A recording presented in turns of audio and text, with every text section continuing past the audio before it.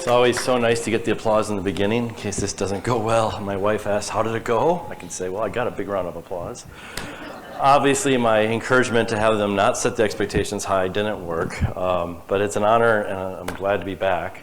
I have to start by asking a question just so I get a feel. How many people in this room, if you could raise your hand, suffered through my presentation either 2 years ago or 3 years ago? I just need a feel. So a little less than half, okay. How many of you are still in therapy?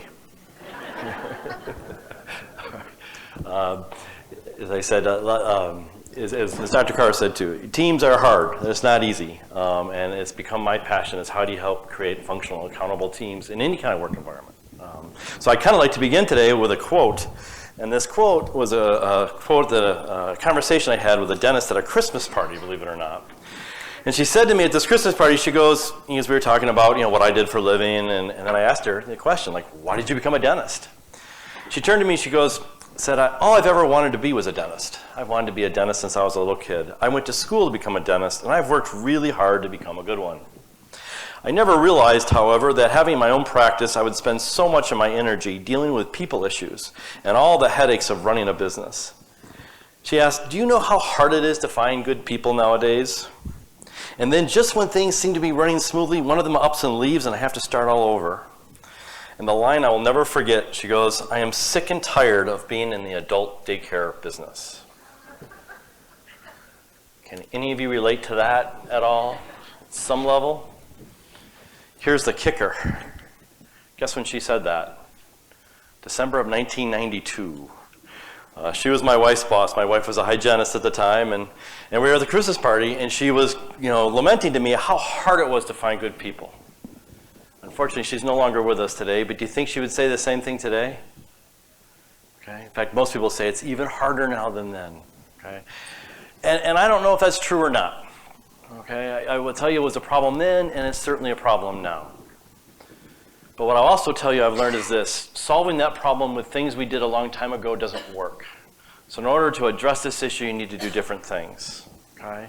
So my goal today is to share with you some things that will help you address that issue because I think it's a challenge we all face. Dr. Carr and Luis called me up about a year ago and said, one of our secrets to success is we listen so well to our customers and we are constantly trying to meet their needs. And most of them obviously are centered on the software. But I hear these common themes and these common frustrations that a lot of our customers have.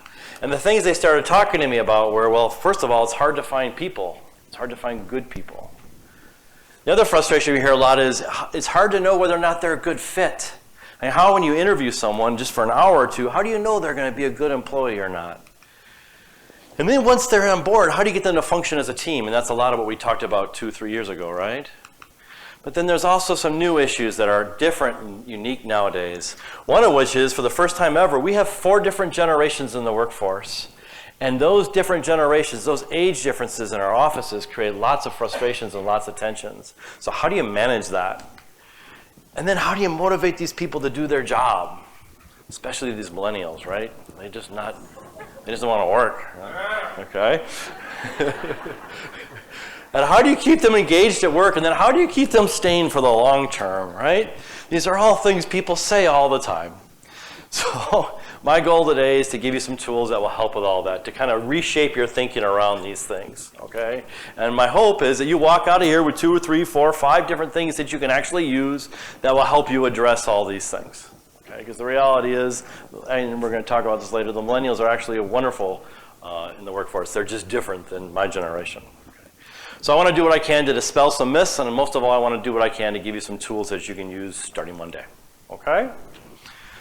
So as I got ready for this, I have to start with a confession. For those of you who remember, I don't do PowerPoint. That's just my greatest fear walking into a presentation is when a presenter pulls up a PowerPoint and then starts reading me the slides. So as I'm getting ready for this presentation, and this one a little bit different, obviously, because of a bigger audience, and my wife turns to me and says, you're going to need a PowerPoint. And I'm like, I hate PowerPoint. She's like, I know, honey, but other people do like it, and in a big room, you're going to need it. So after many years of marriage, I've come to realize she's almost always right. So I will be using a PowerPoint today. I will work really hard not to read it, okay? But I have a lot of information I want to share with you, so just know that that's part of it.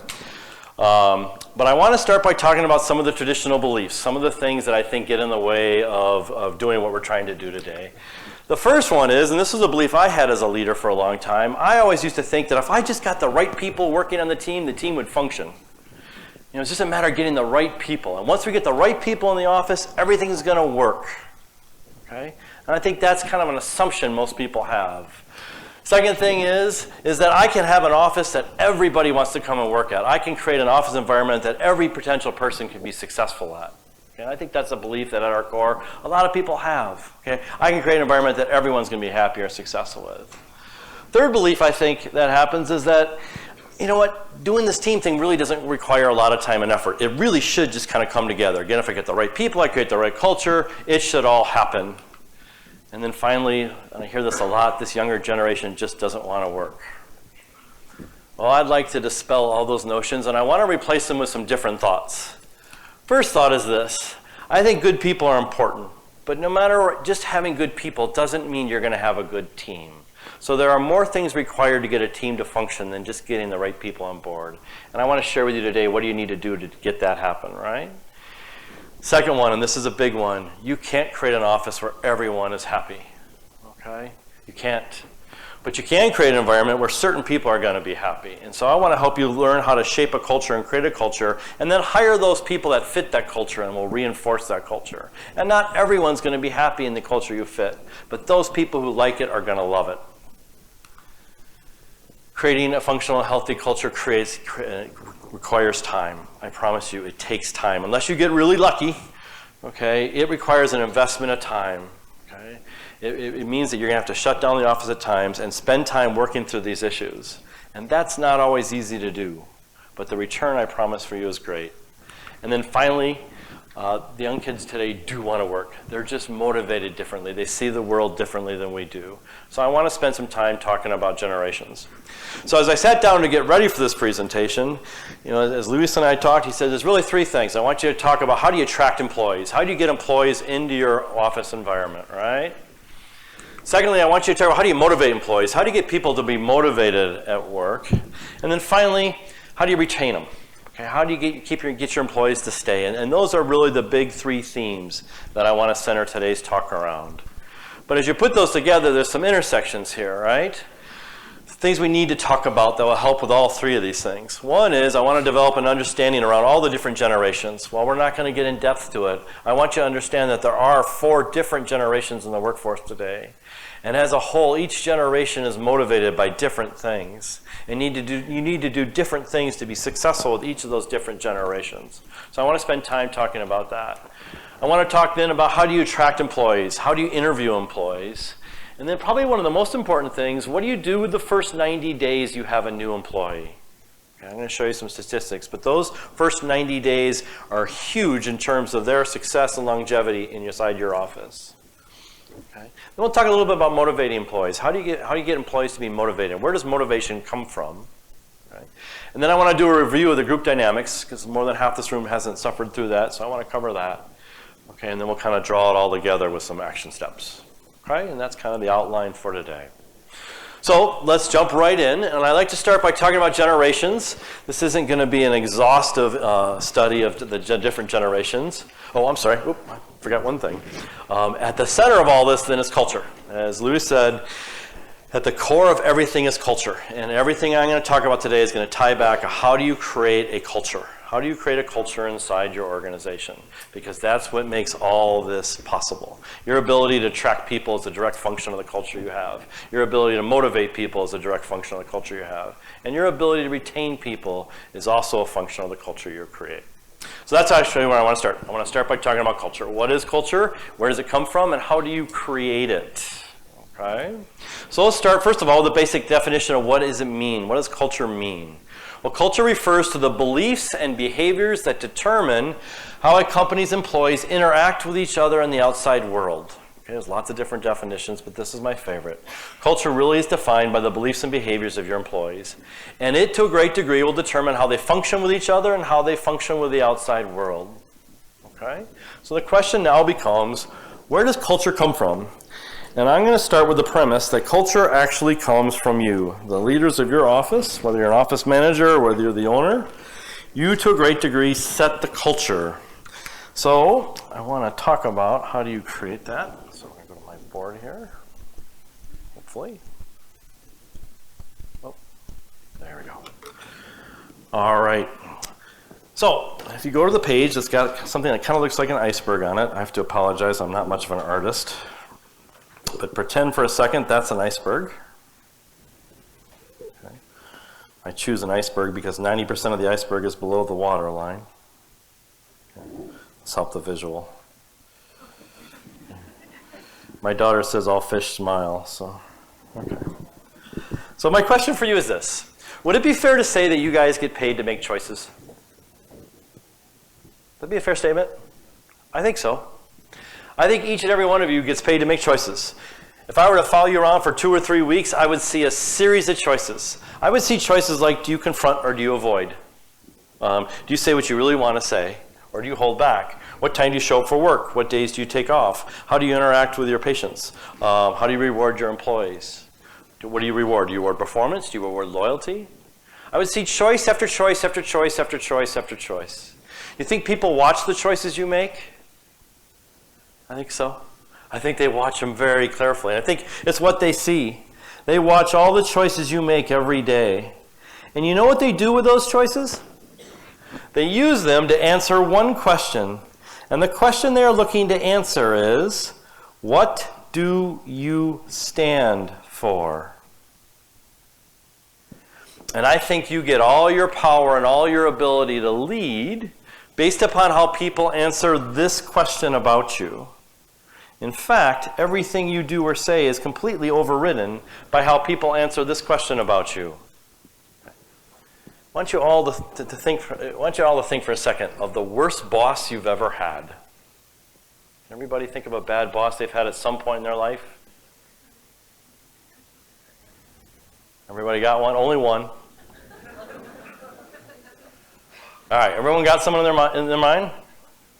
Okay, I want you to answer this question. Don't say anything out loud, but I want you to ask yourself, what do they or what did they stand for? At the end of the day, what did they stand for? Everybody got it? All right, now I want you to think of the best boss you've ever had. If you never had a good boss, pick a good coach. If you didn't have a good coach, pick a good parent. If you didn't have any of those, you're pretty much screwed. But someone has made a major impact in your life. Okay? Everybody think of somebody? All right, same thing, but I don't want you to say anything out loud. I just want you to ask yourself, what do they or what did they stand for? At the end of the day, what are they all about? What do they stand for? Everybody got it? All right. I'm willing to bet, anybody wants to bet me, that if you give me 3 guesses, I will get the answer to both those questions for everybody in this room. Anyone want to bet me on this? Okay. All right, here we go. Ready? I'm willing to bet the answer to your bad boss, what they stood for, what they were about, was one of 3 things. You said either, I don't know, Eric, or you said nothing. Or more than likely, you said they stood for themselves. You can hear this collective gasp of, oh, I lost the bet. Am I right? And sometimes people say, well, they stood for money. I'm like, why do you think they wanted money? Okay, they're about themselves. I'm willing to bet that's true, isn't it? All right? I'm willing to bet the answer to your best boss, what they stood for, was not one of those 3. Am I right? Sounds kind of like a cop-out, doesn't it? But I'll bet I'm right. Okay? That's what separates people that are truly leaders in this world. They're the vast majority who just lead because they have the position, title, or authority, or power. And if you want to know where our culture comes from leadership. Culture comes from how you lead your practice. Okay? And that's what sets the culture. You make so many choices, you can't fake it. Everybody knows exactly what you stand for. If I were to go back to your bad boss and ask them, what did they stand for? Do you think they'd tell me themselves? I'll bet not. Okay? But you knew the truth. You knew the truth because you watched all the choices they made. And every one of those choices gave you some kind of data point that told you really what it is they stood for and what they were about. And what they stood for set the culture of the work environment you were in. Okay? You can't fake it. People know exactly at the end of the day what's important to you. Okay? You make so many choices, you can't fake it. Your choices come from what I'll call your core purpose. It's who you are, it's what you believe, down to your very core. And it's out of that space that sets the culture. So I'm going to get a little metaphysical on you here. If this gets too creepy, just check out for a few minutes, okay? But if all you ever heard was good music, would you know it was good music? No. You need to hear bad music to appreciate good music, don't you? It wasn't until I started listening to my daughter's rap music that I realized the 1980s really weren't that bad. But you need to hear bad to appreciate good, don't you? Well, if you're God and you're a loving vibration, do you know what love is? First thought is, of course. Second thought is, I don't know. Maybe in order for me to understand what love is, I need to experience fear or hate. Maybe in order for me to understand what it means to be self-actualized, I need to experience dependency or codependency. Maybe in order for me to fully understand who or what I really am, I have to be able to experience the opposite, and in so doing, better understand myself. Maybe the only way I can do that is to create a physical world and allow myself to manifest through it so I can experience things here that I can't here, and in so doing, better understand myself. Crazy enough to believe there's only two parts to us. There's our brain, or our ego, whatever you want to call it, and there's our soul or our spirit, whatever you want to call it. This transcends the journey here on earth. This is born and dies with us here on earth. And it's out of these two spaces we function. It's out of these two spaces we are who we are. We do what we do, decide what we do, act the way we act. Okay? And they're very different spaces. This is purpose-driven and transcends the journey. But if you think about it, the role of the brain is twofold. First thing the brain does is it creates. Everything that exists in this room started with a thought. But the primary role of the brain is to ensure your survival. From the time you are born to the time you die, your brain's primary mission is to keep you alive. And thank goodness it does. Okay? It's making sure your heart beats. It's making sure all your core needs are met. It's Maslow's gigs, right? What is it? Make sure you have enough food, safety, shelter, what's next? Beer, money, love. Okay? And it can never have enough. It can never have enough. It can never have enough. It's fear-based. Had any one of you worked for me way back when I used to work for a living? Okay? At one point in time, I was actually president of a company. And if you had worked for me and you watched all the choices I made, after a period of time, you would have started to formulate an opinion around what you thought I stood for, just like all the other employees did. You would have pretty accurately concluded that I wanted to show that I was the right choice to be president. You would have pretty accurately concluded I wanted to look good to the board of directors. You would have pretty accurately concluded I wanted the company to do well so it looked good on my resume. You would have accurately concluded I wanted everybody to like me. What space was I functioning from? I was here. Yeah. Was I a leader? Do you think anyone came to work to follow me up a hill? No. I was a manager. Okay? People came to work because they wanted a paycheck. People came to work because they liked the job they did. People came to work because they liked their teammates. Or they figured nothing else was any better than what was there. But I guarantee you no one came to work to follow me up a hill. I was a nice guy. I was semi-competent. But I wasn't a leader. I didn't create a work environment where people wanted to come to work to make a difference in this world. Okay? They came to work for their own needs.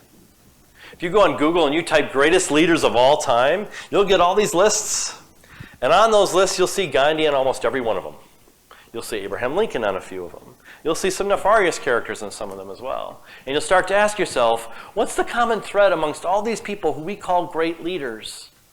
And what you'll realize is they all stood for something bigger than themselves.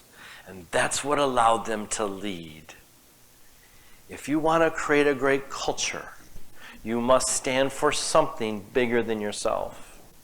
Who you are, your core purpose, is defined entirely by what you do and do not tolerate. Who you are as a parent, Who you are as a leader is defined entirely by your intolerables. An intolerable is something you would fire somebody over or you would quit if that condition persisted. That's what sets the culture in your practice, is what is it you tolerate and what is it you don't tolerate. That's what sets the culture at home. Okay? What do you tolerate and what don't you tolerate? Who knows your intolerables better, you or your kids? Who knows your intolerables better, you or your employees? Ask them. Go ask them. First time I did this, I had 6 people working for me. I gave them the definition of intolerable. I said, intolerable is something I would fire somebody over, or I would quit if that condition persisted. Okay? Write down what you think my intolerables are. What would I fire someone over if they continued to do it, right? If they continue to do this, what would I fire somebody over for? Okay? Or what would I quit this place if this couldn't happen? So they all wrote it down, we put them up on the wall, and the only common thread we could find was don't steal. Again, wasn't much of a leader. I didn't really know what I stood for. Okay? So I'm really serious about this. I want you to go ask them. Because what you think your intolerables are doesn't matter. What they experience your intolerables to be is what matters. And what I need you to see is this is what sets the culture. Okay?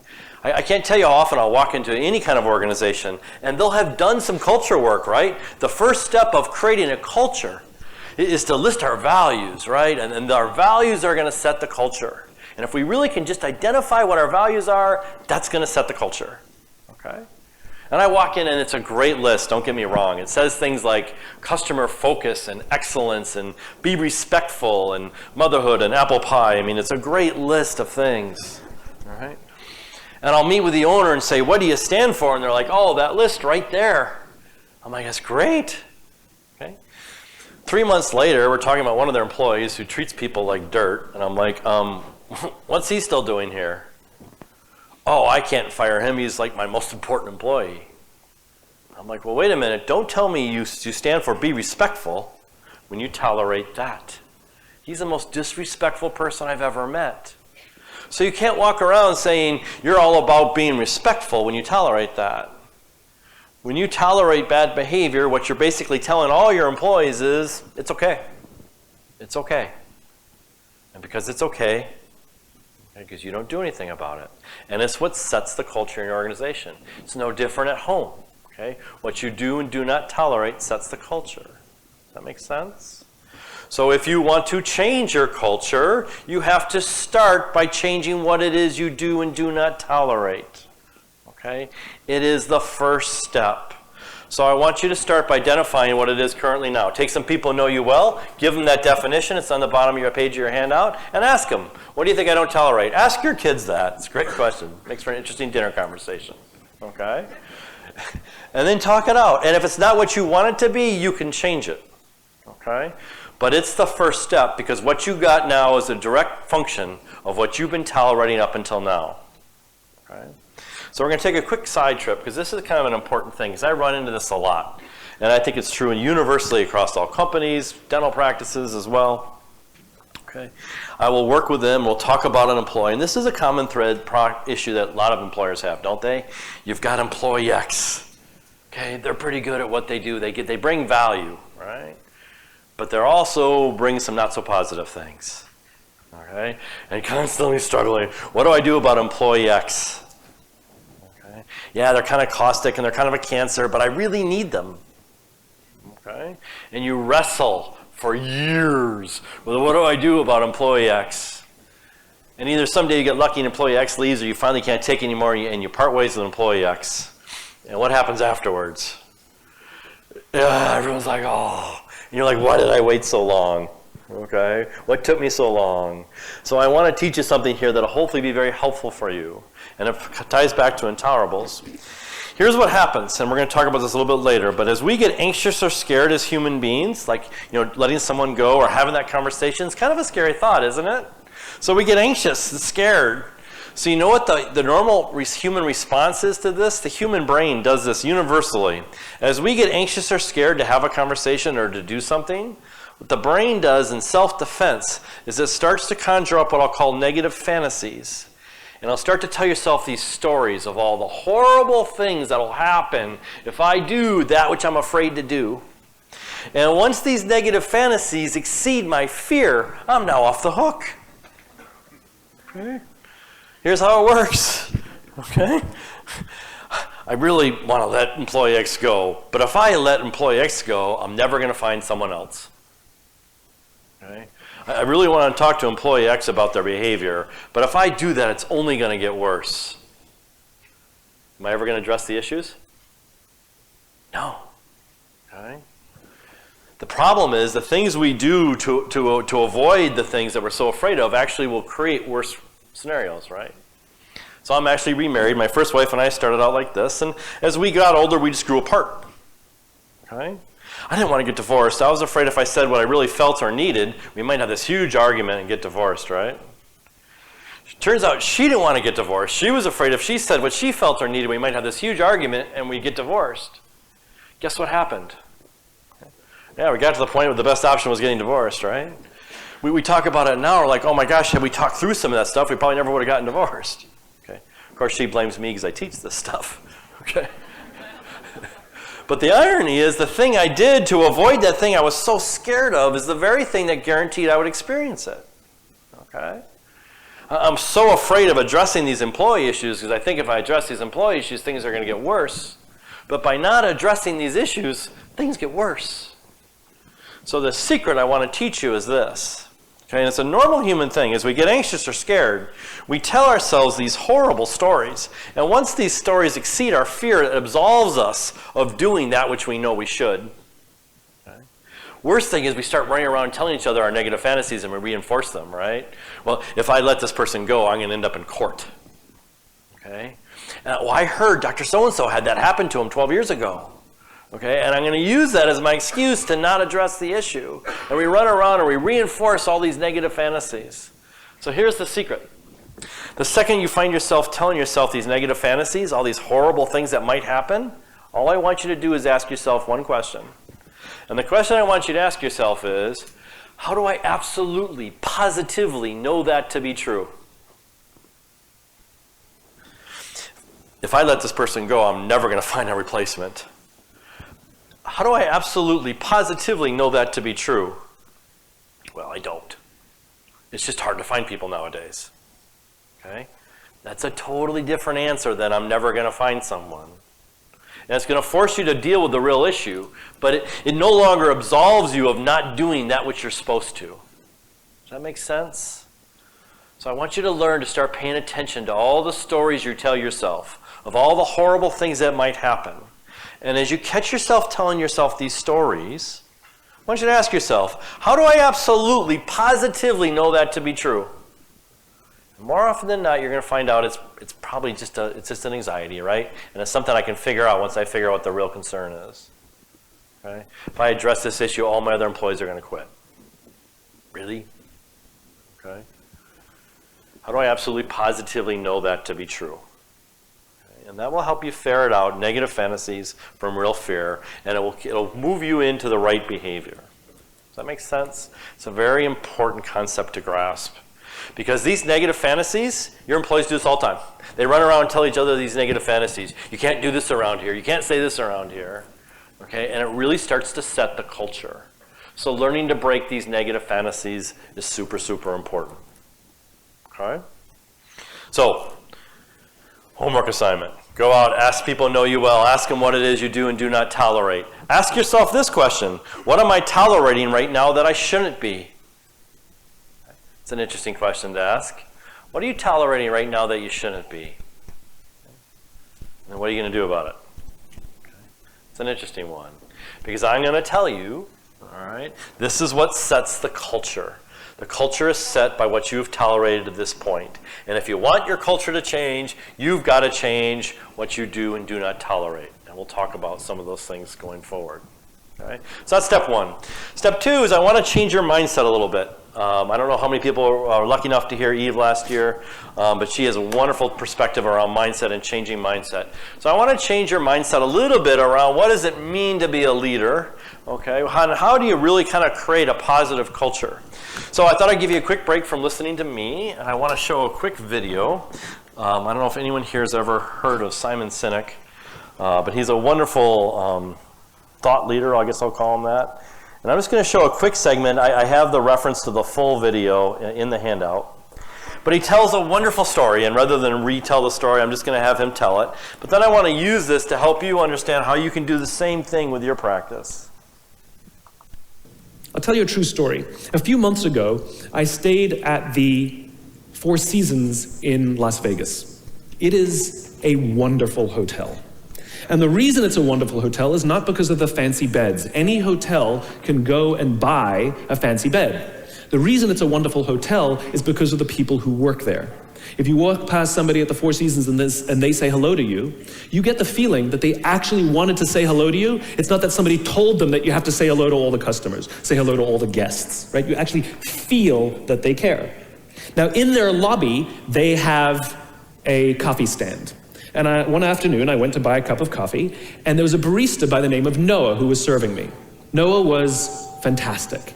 He was friendly and fun, and he was engaging with me, and I had so much fun buying a cup of coffee, I actually think I gave 100% tip, right? He was wonderful. So as is my nature, I asked Noah, do you like your job? And without skipping a beat, Noah says, I love my job. And so I followed up. I said, what is it that the Four Seasons is doing that would make you say to me, I love my job? And without skipping a beat, Noah said, throughout the day, managers will walk past me and ask me how I'm doing, if there's anything that I need to do my job better. He said, not just my manager, any manager. And then he said something magical. He says, I also work at Caesar's Palace. And at Caesar's Palace, the managers are trying to make sure we're doing everything right. They catch us when we do things wrong. He says, when I go to work there, I like to keep my head under the radar and just get through the day so I can get my paycheck.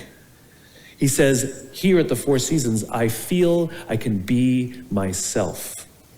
Same person, entirely different experience from the customer who will engage with Noah. So we in leadership are always criticizing the people. We're always saying, we got to get the right people on the bus. I've got to fill my team. I got to get the right people. But the reality is, it's not the people. It's the leadership. If we create the right environment, we will get people like Noah at the Four Seasons. If we create the wrong environment, we will get people like Noah at Caesar's Palace. It's not the people. And yet we're so quick to hire and fire. You can't hire and fire your children. If your kids are struggling, we don't say, you got to see at school, you're up for adoption. So why is it that when somebody has performance problems at work, why is it that our instinct is to say, you're out? We do not practice empathy. What does empathy look like? Here's the lack of empathy. This is normal in our business world.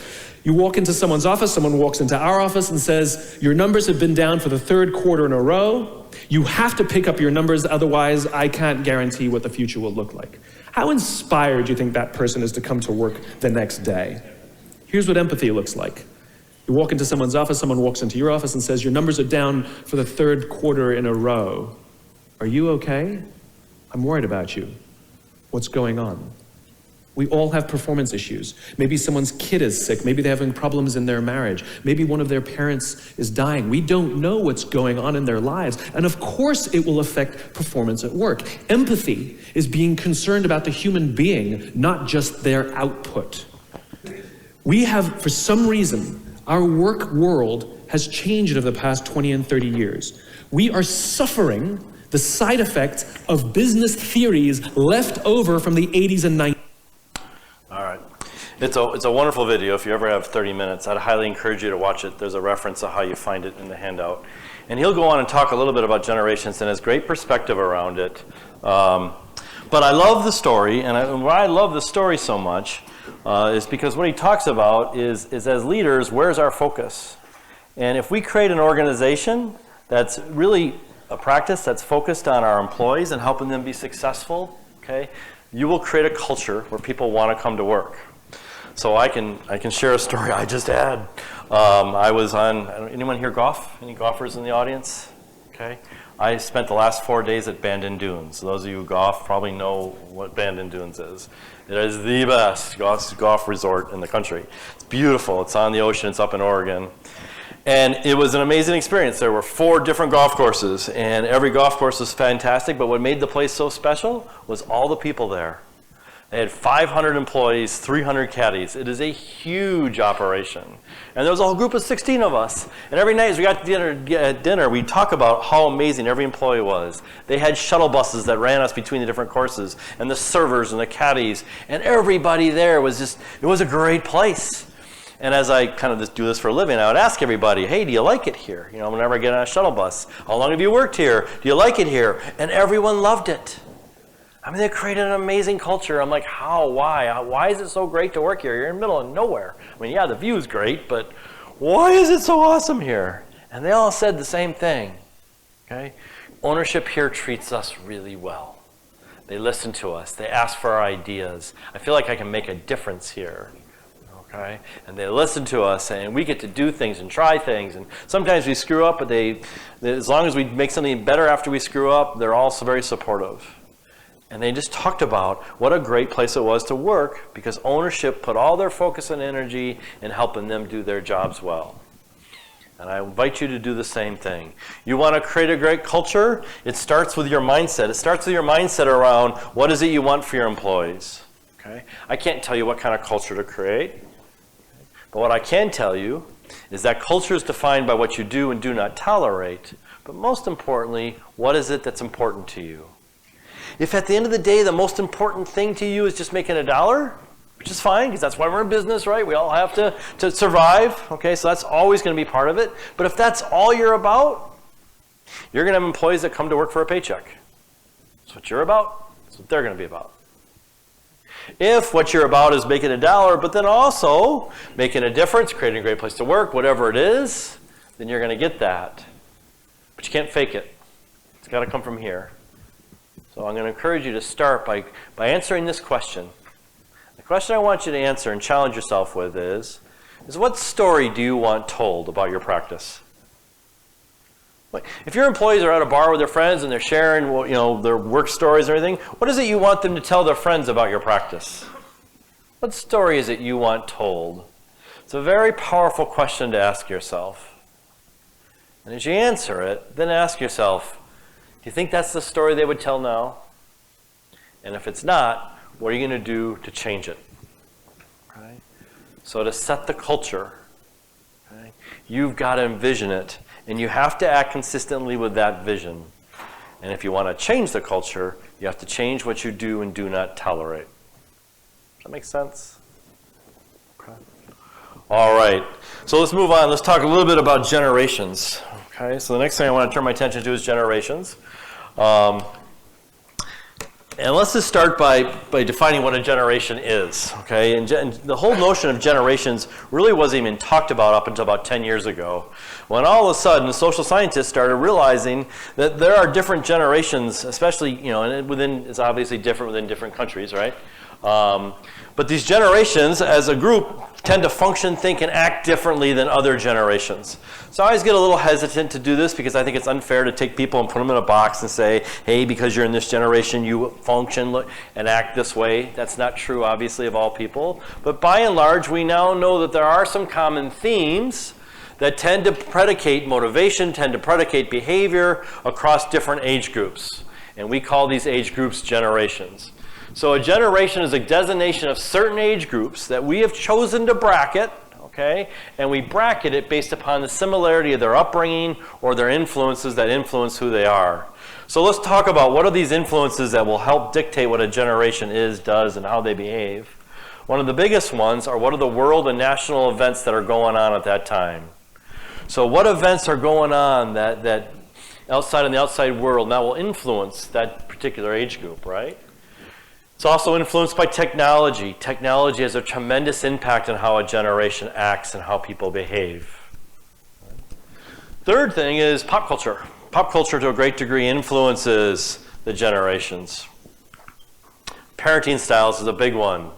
Okay? If you think about it, if you grew up in the Depression, you're going to parent your kids differently. You're going to teach them different things than if you grew up post-World War II. And you're going to parent your kids differently in post-World War II than if you grew up in the 90s or early 2000s. So parenting styles will have a tremendous impact upon the generation. Maybe the biggest thing that affects generations are dental advances. I had to add some humor in here somewhere. Okay. But all these things to some degree are going to influence a generation. So let's see if we can identify what the generations are, what are some common themes across these generations, but most importantly, how do these generations come to a head at work? How do you motivate the different generations? And most importantly, how do you value the different generations? Because each generation brings unique contributions to the table. And then how do you get them to function better together? So in your handout, I have all this information, but I'm going to work through it step by step.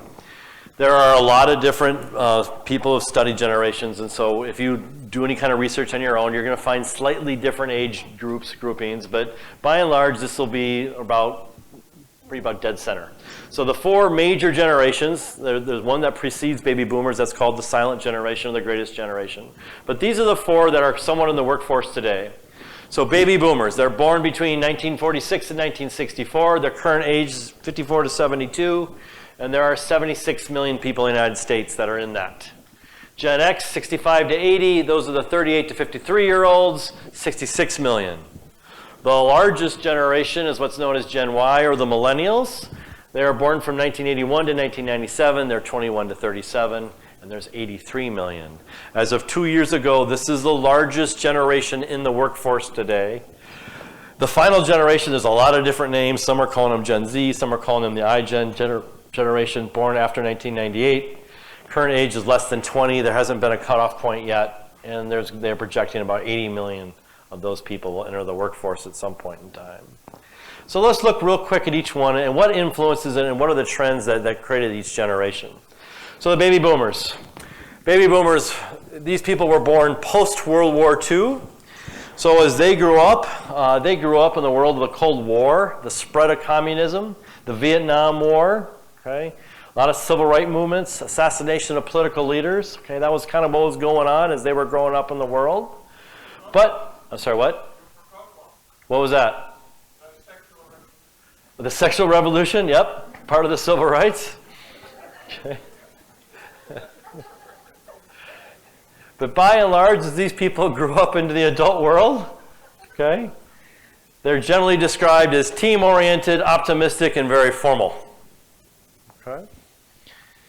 Gen X, okay, they're the 38 to 53-year-olds. They grew up in the 70s and early 80s, and their life was, what was going on in the world at that time was the energy crisis, a lot of political scandals, for the first time corporate downsizing, AIDS, environmental disasters, the beginning of the decline of what I'll call U.S. world supremacy, and the whole introduction of the internet and email.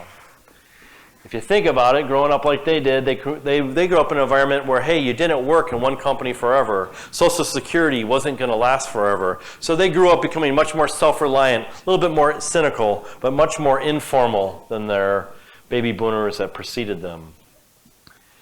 Gen Y, the 21 to 37-year-olds, they grew up in an environment of the September 11 attacks, school shootings, very busy schedules, sheltered and protected by their parents in a world of social media. Okay? So there you grew up with a lot of feedback, constant feedback, instantaneous feedback. You play Xbox, you get instantaneous feedback. Okay? Play sports, you get instantaneous feedback. You get a medal for 8th place, right? Okay? And that's the world they grew up in. And we as parents did that to them. It's not their fault. Okay?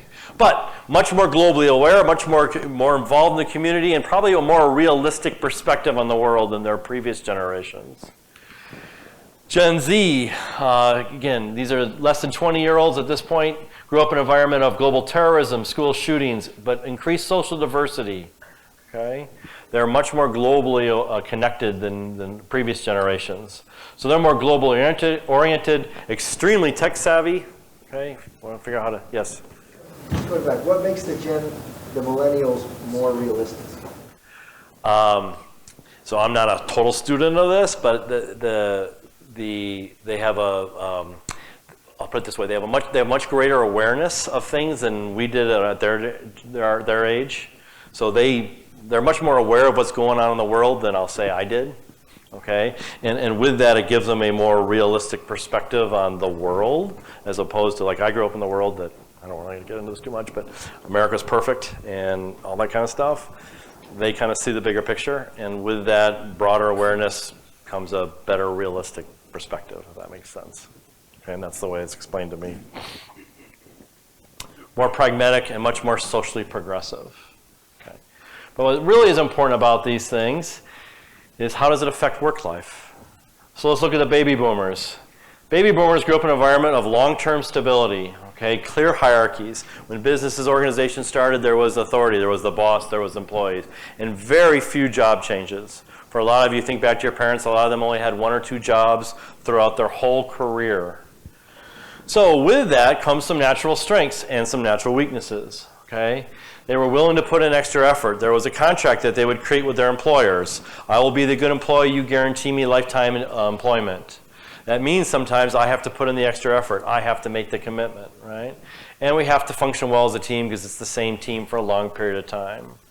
But there are also weaknesses that come with that. By and large, and as I work with different organizations, I'll tell you this is true, that generation has the biggest struggle with conflict. Okay? And they have sometimes struggled thinking outside the box.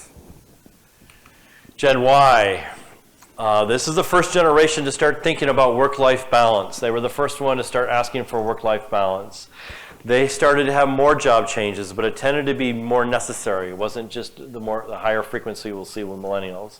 And they demanded more flexible schedules. Okay. Their strengths was they were not bound by structure, much more adaptable. Okay.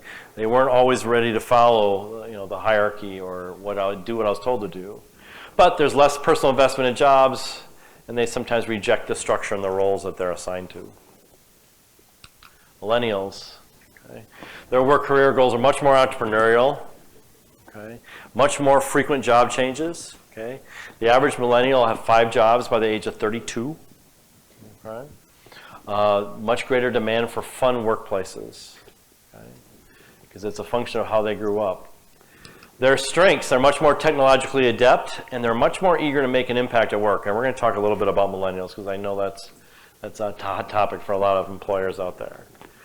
Their weaknesses, they have need for structure, supervision, and validation. They need constant feedback. Okay? They probably have unrealistic expectations for interesting work, and they often lack experience. Gen Z, I don't want to spend too much time on. This is, in some ways, a little bit to be determined, but it's something you have to pay attention to going forward. Okay, but they are much more aware of the fact that they are free agents. They're the responsible for managing their whole career. There'll be no social safety programs for retirement. Their strengths are also technologically adept, but they'll be more independent. But they value long-term professional development. It's much more important to this generation. But they have much shorter attention spans and lack experience, obviously, because of their age. So let's talk about the implications of all this and how does this affect you at work. Okay. So let's start with the baby boomers. And again, these are broad generalizations, and I always get hesitant to make broad generalizations. But by and large, for baby boomers, work is very important to them. Work, to a great degree, defines their sense of self-worth, much, much more so than the other generations. So as a baby boomer, okay, work is very important, and that's how I judge my sense of personal worth. And because they value work like that, they look to their other workers to work equally hard. On average, baby boomers work 22% more than the other generations. Much more willing to work extra hours. That's just kind of the world we grew up in. It's normal, it's accepted, and I expect everyone else to do that. Okay? This is the generation that invented the 60-hour work week. And somehow they're proud of that. Okay. So they like structure. They respect authority by and large. They have a need for rules, and they will actually follow rules and procedures. And they're ultimately looking for security and stability, especially now. 2008 changed the demographics of the workforce a lot. Had 2008, the economy downturn not happened, most baby boomers would be retired by now. But because of the downturn of the financial world, many of them are having to continue to work. So what their greatest need is security and the ability to continue to earn a living, and so I can replenish my retirement savings. Okay? And from a high-level perspective, that was a good thing because we would have a huge work shortage had they not continued to work so much. On average, these will be your least of your turnover concerns. Okay? They're usually not looking to leave. Okay? The biggest challenge that I hear from people with baby boomers is how do you integrate them with the other generations? This generation struggles to work with the other generations more so than other generations. They get frustrated by especially the younger generations, because they just see the world differently. Gen Xers. Okay, this is the first one, as I talked about, who introduced the concept of work-life balance. They were the first ones that started to question this notion of, I'm going to work and then I'm going to live. They're like, you know what, why don't we live before we work? Okay. So this is the first generation that really started to challenge that thinking. So they're the ones that started demanding a flexible workforce. Okay, they're the ones that started looking for part-time work or doing creative work schedules and different times because I want to do things now. Because for a lot of them, they saw their parents work their whole life and then it didn't work out in the end. And like, I'm not doing that. Okay. So it changed their perspective. And so they don't value the same things as boomers. Okay? They value flexibility. They value doing things now. Okay? And they don't put work always ahead of personal life. So they have less need for structure. They respect individuals and not the position. Just because you're the boss doesn't mean I'm going to follow you. If I respect you, I will. If I don't, I won't necessarily do it. Just because you have a title isn't as meaningful to me. Or a baby boomer, we're much more likely just to respect the position. They will selectively follow rules and procedures. Okay, I won't do it just because that's the way I'm supposed to. Okay, and they have a high need for flexibility. So what does that mean? Okay. Well, with Gen Xers, what's important is you define the desired outcome, and we'll talk about setting expectations later. I need to set the expectations, but not hold on so tightly as to how they get there. And I need to provide flexibility for them to be happy and satisfied at work. Finally, talk to them about their hopes and dreams. Okay, we'll talk a little bit about how to do that. This is a first generation that is very, very attuned to doing all bucket lists. The whole bucket list thing came from this generation. They're the first ones that really started thinking about, hey, I want to do all these things before it's done. You as an employer can help them achieve that. And we'll talk about how in a second. Millennials. We're going to spend a little bit of time talking about millennials because I want to change some of maybe your preconceived notion about millennials. I'll be the first to admit when millennials first showed up in the workforce, I went on a rant. And then my dad started talking to me about what life was like when I entered the workforce, and I started to realize, okay, maybe it's not that different. But by and large, these are the things you're going to hear people talk about when they talk about millennials. They're ambitious, they're demanding, they all want to be the owners tomorrow, right? They question everything, and they need constant feedback. Realize they're used to this, okay? If they don't see a good reason for working late or working extra, they're not going to do it. Why should I commute to work? Okay? They're much more loyal to their profession than they are their employer. This, to me, is a very important statistic. In a recent survey of millennials, 92% of them said that having meaning in their work was utmost important to them. Okay? So I want to talk about this. You want to really be able to attract from the largest work pool. If you want to draw millennials in, you have to create real meaning at the workforce. And real meaning often transcends the job that they do. Okay? So they have less need for structure than any of the previous generations.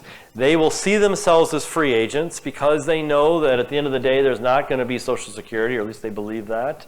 Okay? In order to guarantee their future, they have to learn more and enhance their skills. And with that, I can meet my own needs and demands. I have to be much more self-reliant. They're the ones that want to change the rules and processes. Rather than come and just accept it, they'll actually challenge them and suggest better ways. And they have a very high need for connection. This is all social media. They grew up being connected to their friends 24/7, and that doesn't just stop at age 22 when I enter the work world. Okay? So first thing you need to realize is you need to provide constant feedback. How many of you give performance reviews to your employees? Okay? How many of you do that on an annual basis? Okay? That's not enough. I would tell you it has to be daily or weekly. Okay? And you're going to be like, oh my gosh, no way. Okay? It doesn't have to be a written report. Okay? But there needs to be some kind of feedback. Hey, you did a great job today. Some kind of connection, okay? And that's important to them, and we're going to talk about why. The annual performance review is obsolete, okay? It is not enough. It's not even close to enough. So I really want to challenge your thinking about that. You need to connect the work they do with the purpose, okay? It's not just about making money. That's not going to keep them. It doesn't have to be save the world, but what I do has to make a difference in this world in some way. And your job as leaders is to help them see that. And it can be doing the simplest things as getting involved in the community. But in other ways, they need to see value they bring to the world in what they do. And guys, quite frankly, that's a good thing. It's a wonderful thing. But it also means as an employer, it is your responsibility to make sure this happens. Okay? It's one of the biggest things I need to impress upon you. Don't expect them to change. Don't expect them just to fall into your generational thinking or motivation. They're not going to. In order to create a culture that's going to satisfy all these different generations, you need to accommodate their needs. Okay? And millennials have a high need for feedback, a high need for connection. If you don't get them connected to their coworkers within the first 60 days, I guarantee you most of them are looking to leave. Large companies now have figured it out. They will hire people as a group. When they hire, they'll hire 4 or 5 people at once. And they'll get them really connected to each other. They send them out after work for drinks. They do things to get them connected. And they have found that those people will stay much longer. So when you bring someone on, you need to get them connected. Even if you don't hire more than one at a time. You got to create connection and allow them to maintain that connection. But above all, you got to give them a purpose. Help them see the value they bring besides just doing their job. And you need to provide an opportunity for them to contribute. They have a high need to contribute, both at the workforce and in the world. Okay? And that very often is played out at work. And finally, they have a much higher need for fun at work. Work and personal lives for them are intertwined. Okay? In our world, my world, I should say, okay, it was very much boxes, right? I went to worked from 8 to 6, went home, had family life. Okay? And that's the way the world works. In their world, they're both intertwined, and it is constant. I'll work at midnight, but then I'm also going to be on Facebook at 10. Okay? And that's just the world they grew up in. And to all of a sudden say, hey, you can't do that anymore, isn't going to work. Okay? And yes, it's fair to say, hey, you need to realize the working world's different than you think. And sometimes they need 4 or 5 jobs before they learn to accept that. But more often than not, they'll just leave the work world and do something totally different because they can't meet their needs inside the work world. So you need to adapt to meet their needs. Okay, so they want reinforcement, not because they're impatient, okay, but they're needing the signpost to tell them, hey, am I on track or am I not on track? So don't just look to them as needy human beings, okay?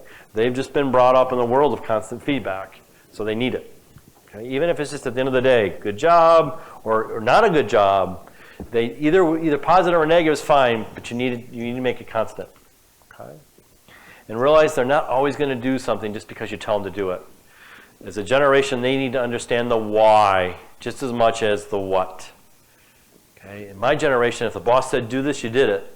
In their generation, I need to understand the why before I'm going to go do it. So as you give instructions, you need to explain the why is this important.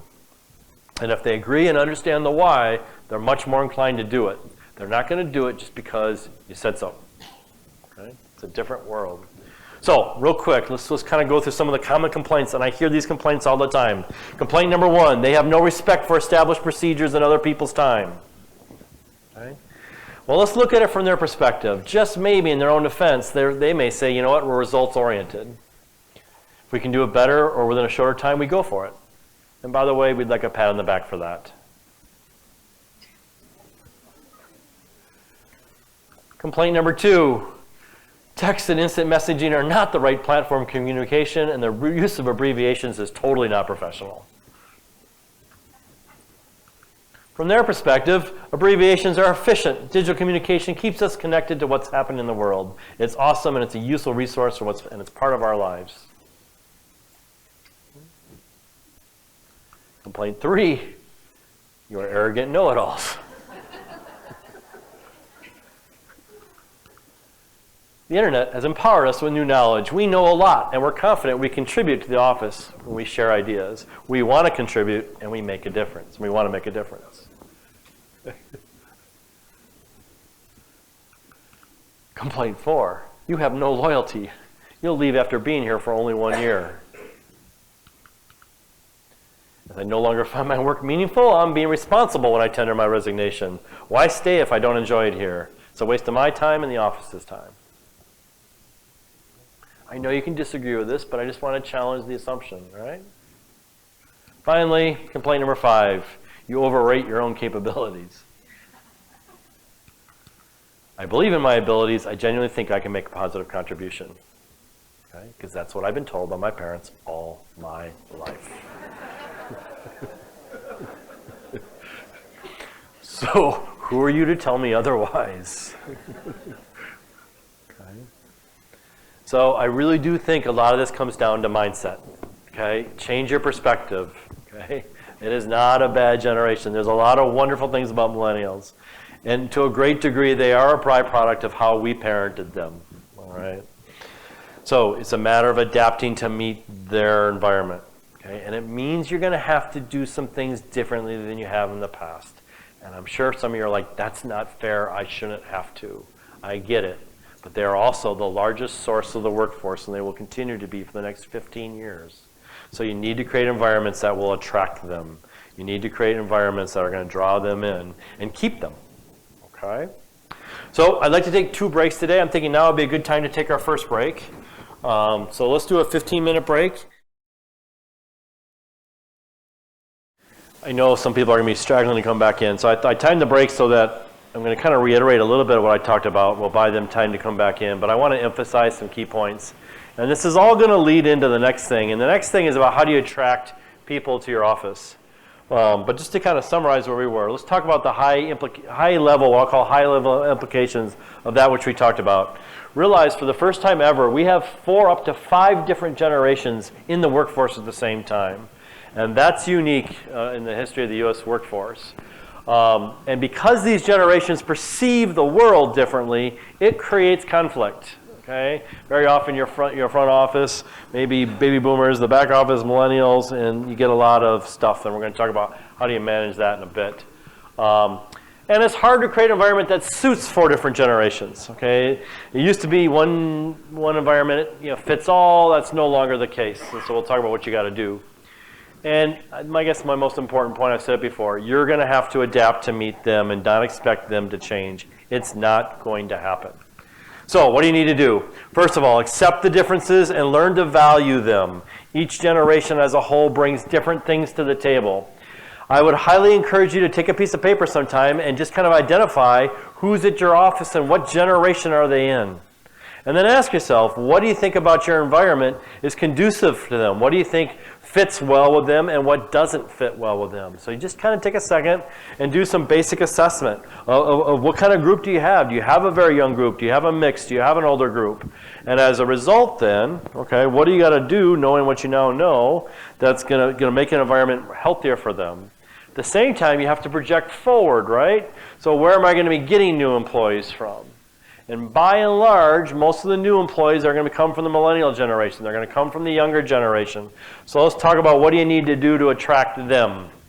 First, you need to get in the habit of giving constant feedback. It doesn't need to be a sit-down formal review, but some level of you're doing a good job or you're not, here's why. Okay? But I need much more reinforcement. Good and bad doesn't matter, but it needs to be constant. Okay? Find ways to tell them. Okay, but at a minimum, just come in and check with them. Talk to them. How was your day? What went well about your day? What can I do differently that will help you get you through your day? But you need to give them that kind of constant, ongoing feedback. Secondly, seek their input. Ask them, what could we do around here that would make this a better place to work? What could we do around here that would make it a better experience for our patients? What can we do around here to make things run more efficiently? So I highly encourage you to seek their input. Especially the millennial generation, they tend to stay where they feel they can make a contribution. And if they're not asked, very often they don't feel that. You may think it, okay, but they won't experience it until you ask them. Find ways to create fun, okay? Create a room that's fun. Do something that's fun, but do things outside of work. Create opportunities for people to connect with each other and have some fun. Connect their work to a greater purpose. Help them see that what we do is making a difference, more than obviously keeping the practice going, but obviously we help people's quality of life, find ways to connect with the community, give them opportunity through your practice to help out in the community. That's very important to them. That's a good thing. Okay? And allow them to be part of that. Have them take the lead on those contributions. I have one client, I'll share this with you because I think it's absolutely brilliant. They have about 300 employees.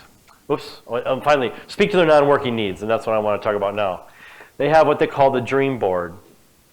And every employee has to complete a dream board within 90 days of starting to work at this company. Okay? And I'll show you a close-up. Well, I didn't do a good job of getting a close-up, did I? But every dream board's got 4 things on it. So you can see they're all in different quadrants. Okay, so one of the things is, what are the experiences I want to experience in life?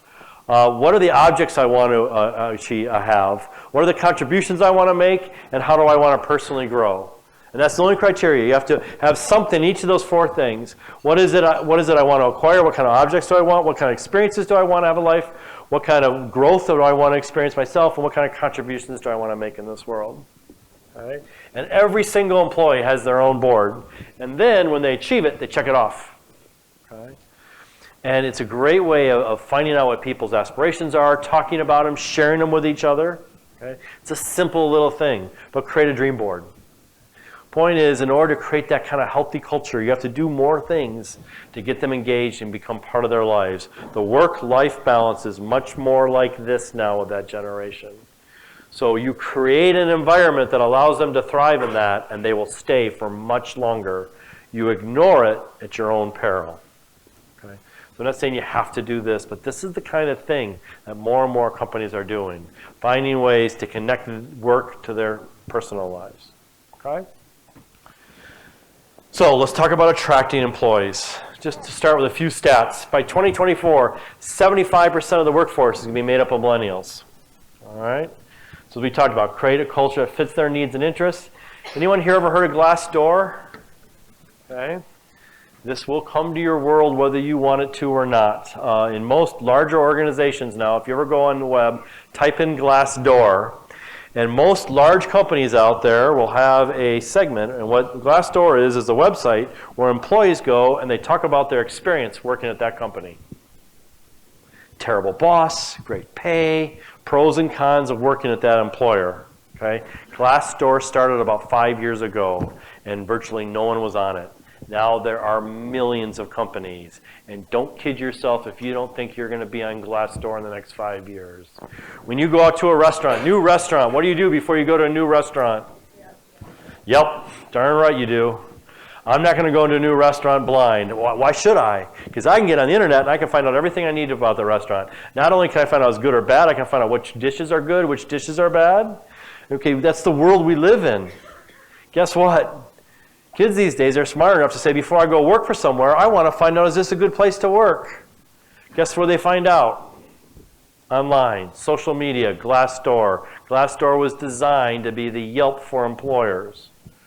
Okay? And before they come work, they're going to go here. So here's something I want you to do. I want you to go look up Glassdoor. I want you to learn about it. And I want you to have your employees put some positive comments on it. Okay?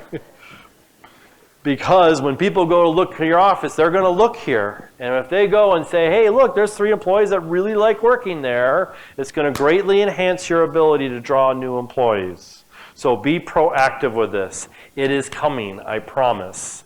It is starting to move into smaller and smaller organizations. It will be the new Yelp of employment. Okay? And there are other sites that are popping up too. You need to pay attention to this stuff because it's a very different world. In my day, I remember when my wife would look for a new job, you went in the paper. And all you did was look for all the postings. And they would list salary and benefits and all that kind of stuff. It's a different world now. That's not enough information. Okay? They're going to go online and get what they need to know. So get out in front of this. Okay?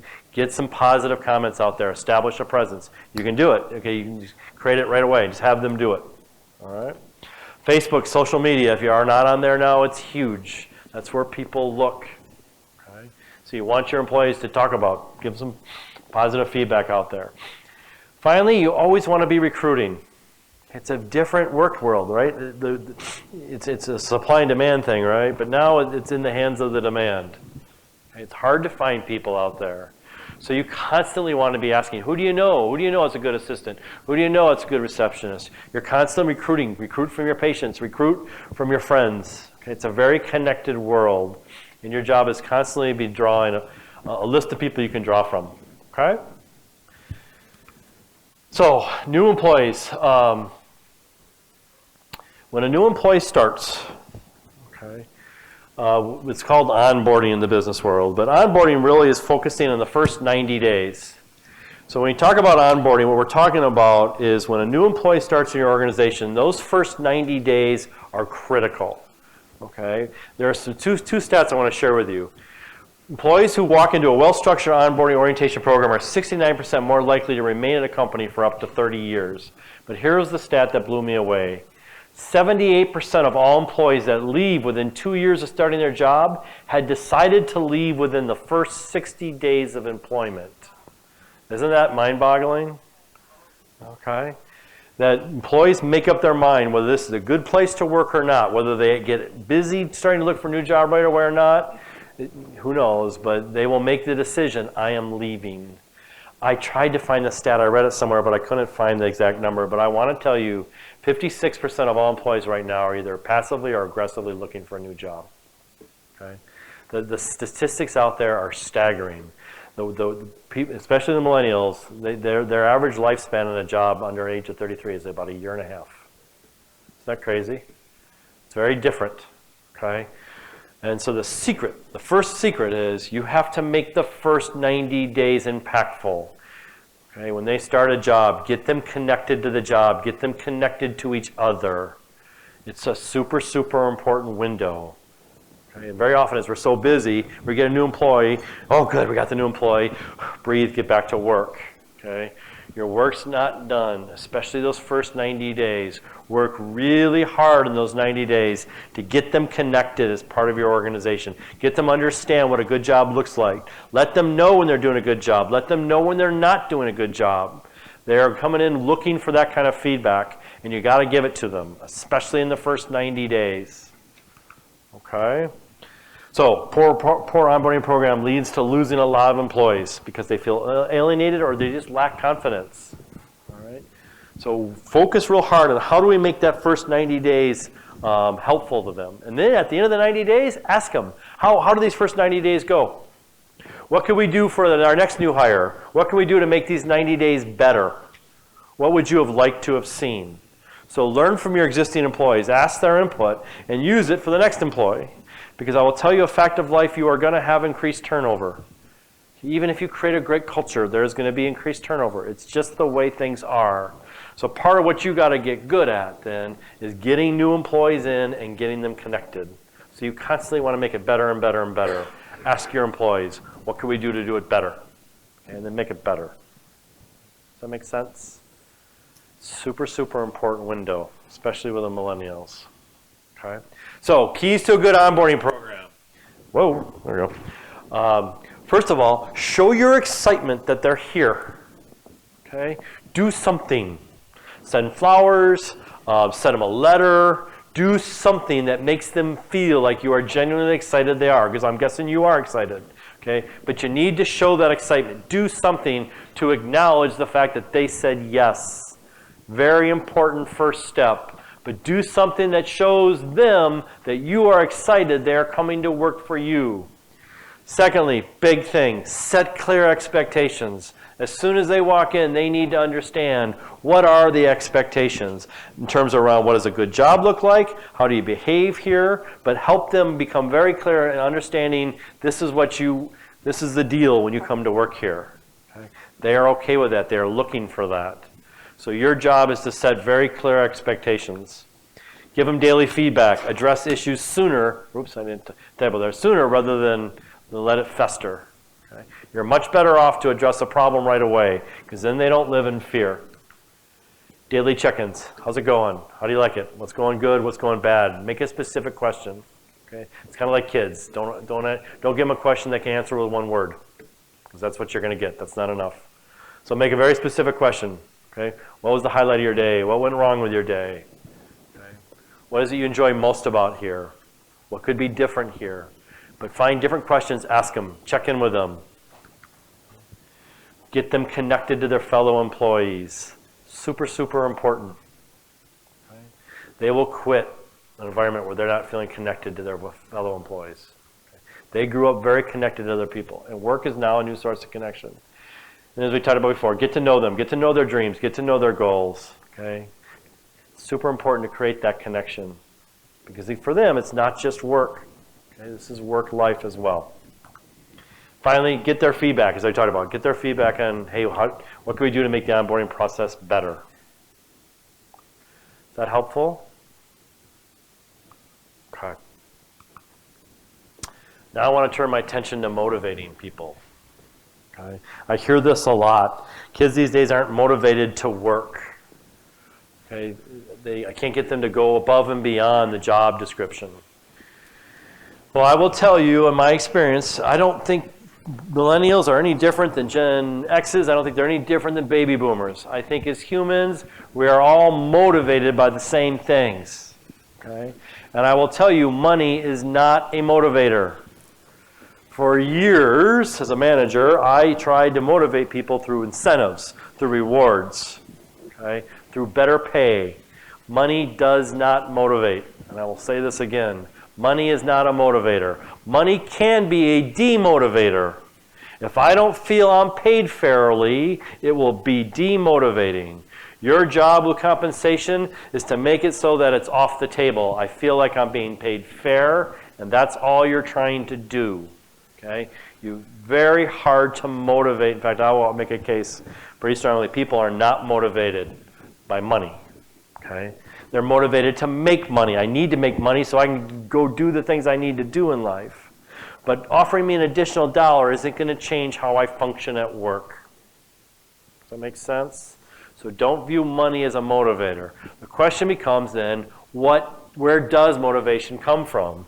And it turns out motivation comes from things that are independent of generations. So once again, the last time I'm going to spare you of having to listen to me, I want to show another video. This is the best thing I've ever seen in terms of really understanding where does motivation come from. The author here is Dan Pink. He has a book called Drive. He's actually a wonderful presenter, very funny. I'm going to do the RSA version. The RSA version is they actually animate what he talks about. I like this version because it does a very good job of summarizing it. But he's going to make a case that as humans, we are motivated by three things. What motivates us, first of all, is autonomy. Having the opportunity to have control over my own world is motivating. Second thing is mastery. To be good at what I do is very motivating. And finally is purpose, to be part of something bigger than myself. And the case he's going to make is these are the three things that motivate human beings to varying degrees. Okay? I have a very high need, I have a high purpose motivation. I like being part of something that's bigger than myself. That to me is very motivating. Okay? I have a little bit of mastery and a little bit of autonomy, but my big thing is purpose. And it's different for everybody. Okay? So I need you to understand this concept, and then I'm going to teach you how do you create an environment that does all these things, and that's going to get us into the group dynamics piece. How do you create a culture? How do you create an environment that will motivate people? How do you create an environment that's purpose-driven? How do you create an environment that allows for autonomy? And how do you create an environment that allows people to be masters at what they do? But I want to show the video to help really kind of lay all this out. He does a very good job of this.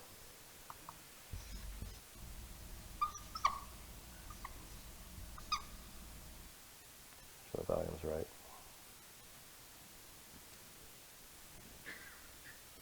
Uh-oh.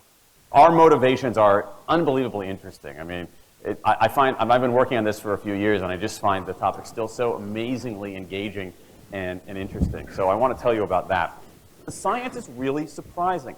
The science is a little bit freaky, okay? We are not as endlessly manipulable and as predictable as you would think. There's a whole set of unbelievably interesting studies. I want to give you two that call into question this idea that if you reward something, you get more of the behavior you want. If you punish something, you get less of it. So let's go from London to the mean streets of Cambridge, Massachusetts, in the northeastern part of the United States. And let's talk about a study done at MIT, Massachusetts Institute of Technology. Here's what they did. They took a whole group of students, and they gave them a set of challenges. Things like memorizing strings of digits, solving word puzzles, other kinds of spatial puzzles, even physical tasks like throwing a ball through a hoop. Okay, they gave them these challenges, and they said to incentivize their performance, they gave them 3 levels of rewards. Okay? So if you did pretty well, you got a small monetary reward. If you did medium well, you got a medium monetary reward. And if you did really well, if you were one of the top performers, you got a large cash prize. Okay? We've seen this movie before. This is essentially a typical motivation scheme within organizations, right? We reward the very top performers, we ignore the low performers, and the other folks kind of in the middle. Okay, you get a little bit. So what happens? They do the test, they have these incentives. Here's what they found out. 1, as long as the task involved only mechanical skill, bonuses worked as they would be expected. The higher the pay, the better the performance. Okay, that makes sense. But here's what happens. But once the task called for even rudimentary cognitive skill, a larger reward led to poorer performance. Now this is strange, right? A larger reward led to poorer performance? How can that possibly be? Now what's interesting about this is that these folks here who did this are all economists, 2 at MIT, 1 at the University of Chicago, 1 at Carnegie Mellon, okay? The top tier of the economics profession. And they're reaching this conclusion that seems contrary to what a lot of us learned in economics, which is that the higher the reward, the better their performance. And they're saying that once you get above rudimentary cognitive skill, it's the other way around. Which seems like this kind of, the idea that these rewards don't work that way seems vaguely left-wing and socialist, doesn't it? It's kind of this kind of weird socialist conspiracy. For those of you who have those conspiracy theories, I want to point out the notoriously left-wing socialist group that financed the research, the Federal Reserve Bank. So this is the mainstream of the mainstream coming to a conclusion that's quite surprising. It seems to defy the laws of behavioral physics. So this is strange. It's strange finding. So what do? They say, this is freaky. Let's go test it somewhere else. Maybe that $50 or $60 prize isn't sufficiently motivating for an MIT student, right? So let's go to a place where $50 is actually more significant relatively, right? So let's take the experiment. We're going to go to Madurai, India, rural India, where $50, $60, whatever the number was, is actually a significant sum of money. So they replicated the experiment in India roughly as follows. Small rewards, the equivalent of 2 weeks' salary. Small performance, low performance, 2 weeks' salary. Medium performance, about a month's salary. High performance, about 2 months' salary. Okay, so those are real good incentives. Okay, so you're going to get a different result here. Well, what happened, though, was that the people offered the medium reward did no better than the people offered the small reward. But this time around, the people offered the top reward. They did worst of all. Higher incentives led to worse performance. What's interesting about this is that it actually isn't all that anomalous. This has been replicated over and over and over again by psychologists, by some extent by sociologists, and by economists, over and over and over again. For simple, straightforward tasks, those kinds of incentives, if you do this, then you get that, they're great. For tasks that are algorithmic, set of rules where you have to just follow along and get a right answer, if-then rewards, carrots and sticks, outstanding. But when the task gets more complicated, when it requires some conceptual creative thinking, those kinds of motivators demonstrably don't work. In fact, money is a motivator at work, but in a slightly strange way. If you don't pay people enough, they won't be motivated. What's curious about, there's another paradox here, which is that the best use of money as a motivator is to pay people enough to take the issue of money off the table. Pay people enough so that they're not thinking about money and they're thinking about the work. Now, once you do that, it turns out there are 3 factors that the science shows lead to better performance, not to mention personal satisfaction. Autonomy, mastery, and purpose. Autonomy is our desire to be self-directed, to direct our own lives. Now, in many ways, traditional notions of management run afoul of that. Management is great if you want compliance, but if you want engagement, which is what we want in the workforce today as people are doing more complicated, sophisticated things, self-direction is better. Let me give you some examples of this, of almost radical forms of self-direction in the workplace that lead to good results. Let's start with this company right here, Atlassian, an Australian company. It's a software company, and they do something really cool. Once a quarter, on a Thursday afternoon, they say to their developers, for the next 24 hours, you can work on anything you want. You can work on it the way you want. You can work on it with whomever you want. All we ask is that you show the results to the company at the end of those 24 hours in this fun kind of meeting, not a star chamber session, but this fun meeting with beer and cake and fun and other things like that. It turns out that that one day of pure, undiluted autonomy has led to a whole array of fixes for existing software, a whole array of ideas for new products that otherwise had never emerged. One day. Now, this is not an if-then incentive. This is not the sort of thing that I would have done 3 years ago before I knew this research. I would have said, you want people to be creative and innovative? Give them a freaking innovation bonus. If you can do something cool, I'll give you $2,500. They're not doing this at all. They're essentially saying, you probably want to do something interesting. Let me just get out of your way. One day of autonomy produces things that had never emerged. All right, let's talk about mastery. Mastery is our urge to get better at stuff. We like to get better at stuff. This is why people play musical instruments on the weekend. You got all these people who are acting in ways that seem irrational economically.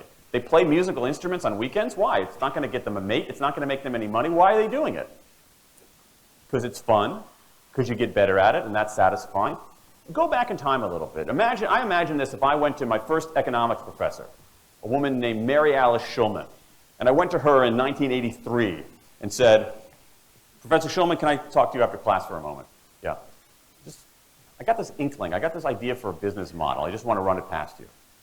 Here's how it would work.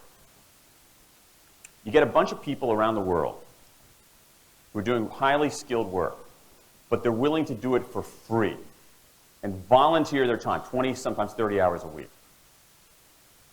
Okay, she's looking at you somewhat skeptically there. Oh, but I'm not done. And then what they create, they give it away rather than sell it. It's going to be huge. I mean, she truly would have thought I was insane.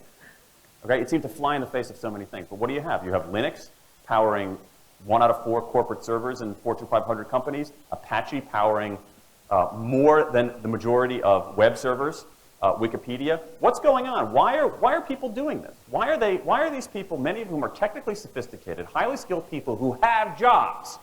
Okay? They have jobs. They're working at jobs for pay, doing sophisticated technological work. And yet, during their limited discretionary time, they do equally, if not more, technically sophisticated work, not for their employer, but for someone else for free. That's a strange economic behavior. Economists who look into it, why are they doing this? It's overwhelmingly clear. Challenge and mastery, along with making a contribution. That's it. What you see more and more is a rise of what you might call the purpose motive. Is that more and more organizations want to have some kind of transcendent purpose. Partly because it makes coming to work better, partly because that's the way to get better talent. And what we're seeing now is, in some ways, when the profit motive becomes unmoored from the purpose motive, bad things happen. Bad things ethically sometimes, but also bad things just like not good stuff, like crappy products, like lame services, like uninspiring places to work. That when the profit motive is paramount, or when it becomes completely unhitched from the purpose motive, it just, people don't do great things. More and more organizations are realizing this and sort of disturbing the categories between what's profit and what's purpose. And I think that actually heralds something interesting. And I think that the organizations that are flourishing, whether they're profit, for profit, or somewhere in between, are animated by this purpose motive. Let me give you a couple of examples. Here's the founder of Skype. He says, our goal is to be disruptive, but in the cause of making the world a better place. Pretty good purpose. Here's Steve Jobs. I want to put a ding in the universe. All right? That's the kind of thing that might get you up in the morning and racing to go to work. So I think that, that we are purpose maximizers, not only profit maximizers. I think the science shows that we care about mastery very, very deeply. And the science shows that we want to be self-directed. And I think that the big takeaway here is that if we start treating people like people and not assuming that they're simply horses, slower, smaller, better-smelling horses, if we get past this kind of ideology of carrots and sticks and look at the science, I think we can actually build organizations and work lives that make us better off, but I also think they have the promise to make our world just a little bit better.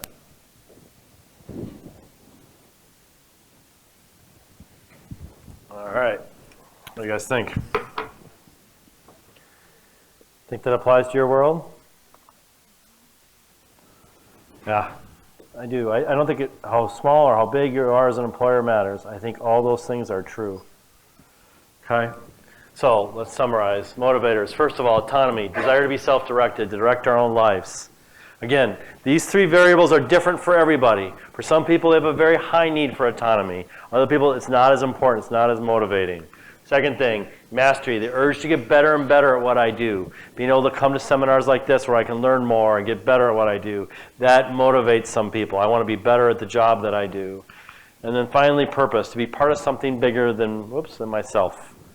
At the end of the day, I want to be part of something. And I will tell you as a generation, for millennials, this is a big one. Being part of something bigger than myself is a huge motivator. Okay? And I think to a great degree, it's a function of what they grew up with. So what I want to talk about now for much of the remainder of our time is how do you create that culture? How do you create that office environment that functions together as a team? How do you create an environment that will actually increase the level of autonomy, allow for more mastery, and above all, get people connected to each other, get them connected to the purpose of the organization? And that's much of what Louise talked about, Dr. Carr talked about early on. How do you make all that happen? So I'm going to go back to... There we go. So if you go forward in your handout, what is something that kind of looks like an organizational chart. Where did my pen go? Here we go. I want to start by talking about organizational structure real quick. Okay. Imagine you owned your own practice and your practice looked like this and everybody in your practice reported to you. What would you like about that? What would be nice about having everybody report to you? What's the upside? Control. Exactly right. I like the control. But with the control comes what? Responsibility. Right? Well, as practices get bigger, as organizations get bigger, we start to take on a structure. It starts to look something like this. We'll have a front office. We'll have a back staff. We have the doctors, right? And then we hire new employees. Okay? And eventually, as our practices get bigger, we have an org chart that looks something like that. Any guesses where we learn to model structure, business structure, practice structure in this fashion? Military. That's exactly right. This comes from the military. The Romans came up with this a long time ago, right? In the military, we have generals, we have officers, and we have soldiers. What's a good general do? Besides, they lead, right? In order to lead, what do they have to do? They have to give orders. Before they give orders, what do they have to do?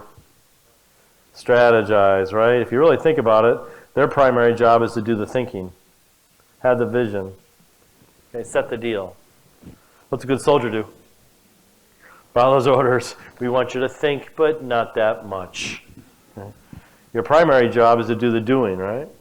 So if the role of the generals do the thinking, the role of soldiers do the doing, what's the role of all these officers? They give the orders, right? They do the telling.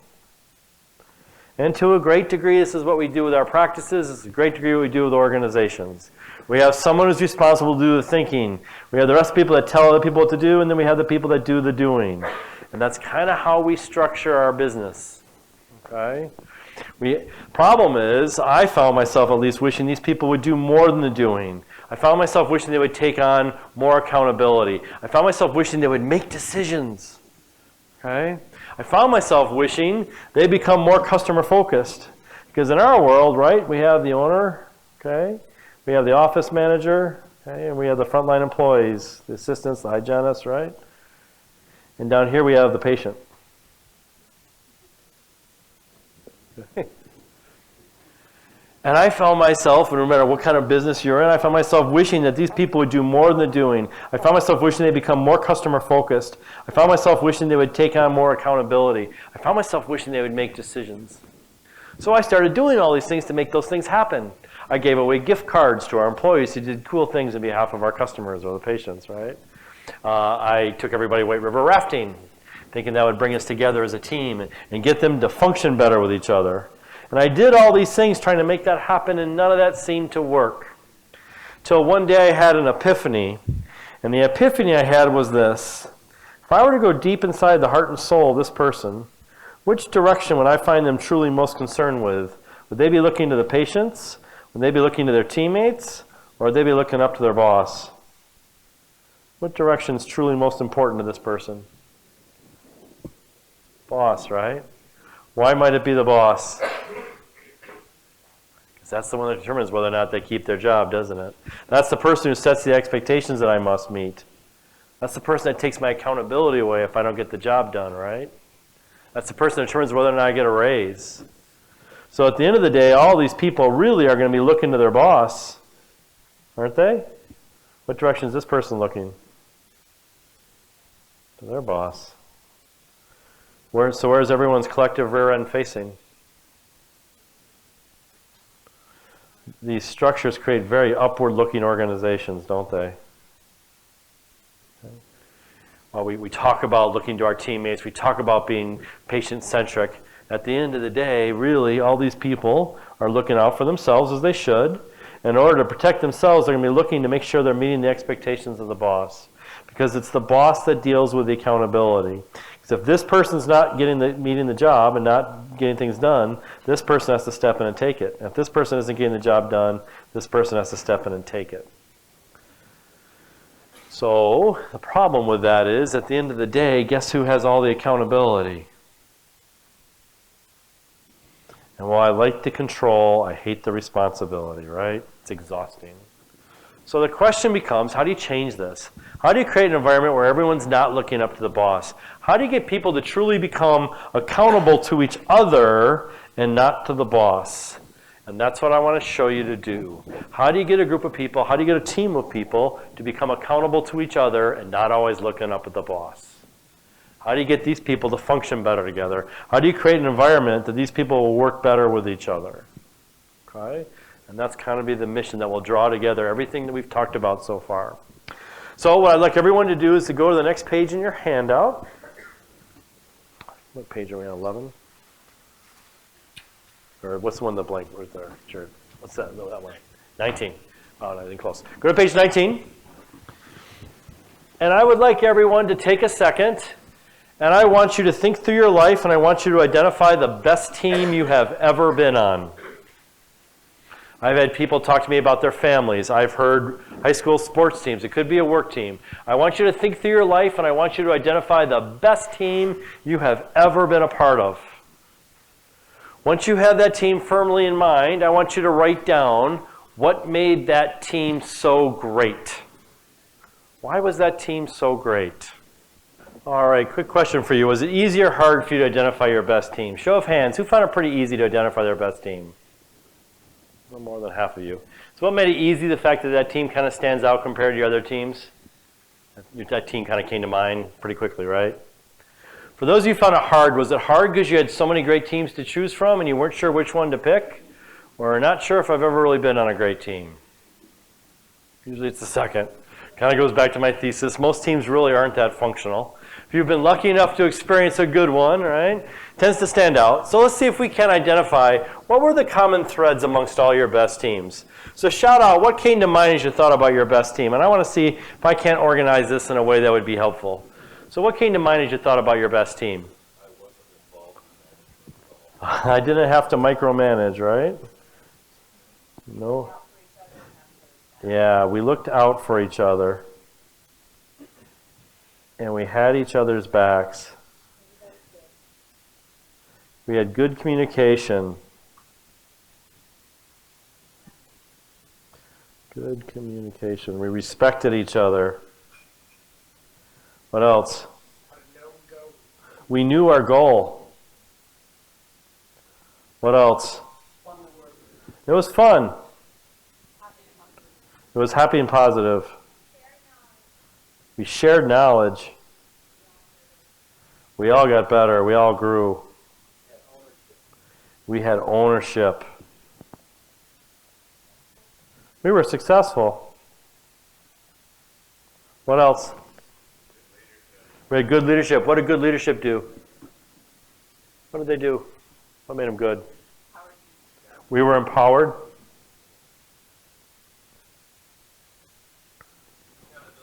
We were accountable. Who were we accountable to?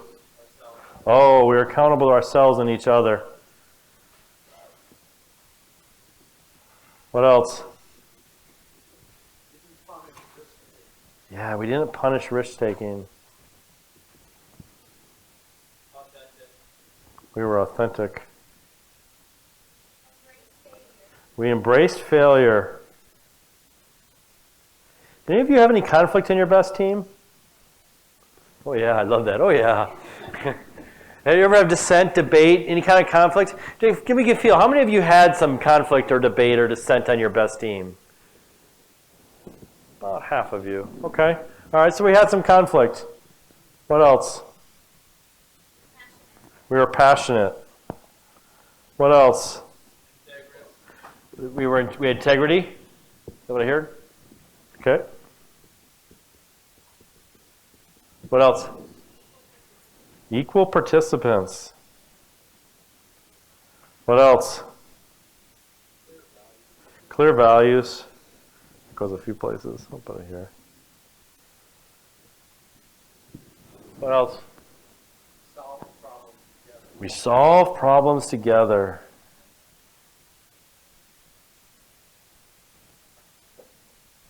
What else? I get everything? Most things in your list? Yeah, we had clear expectations.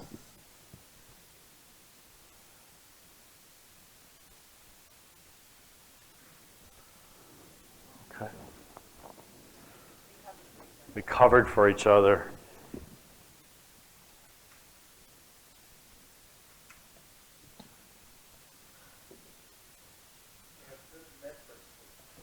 Oh, we had good metrics. Okay. All right.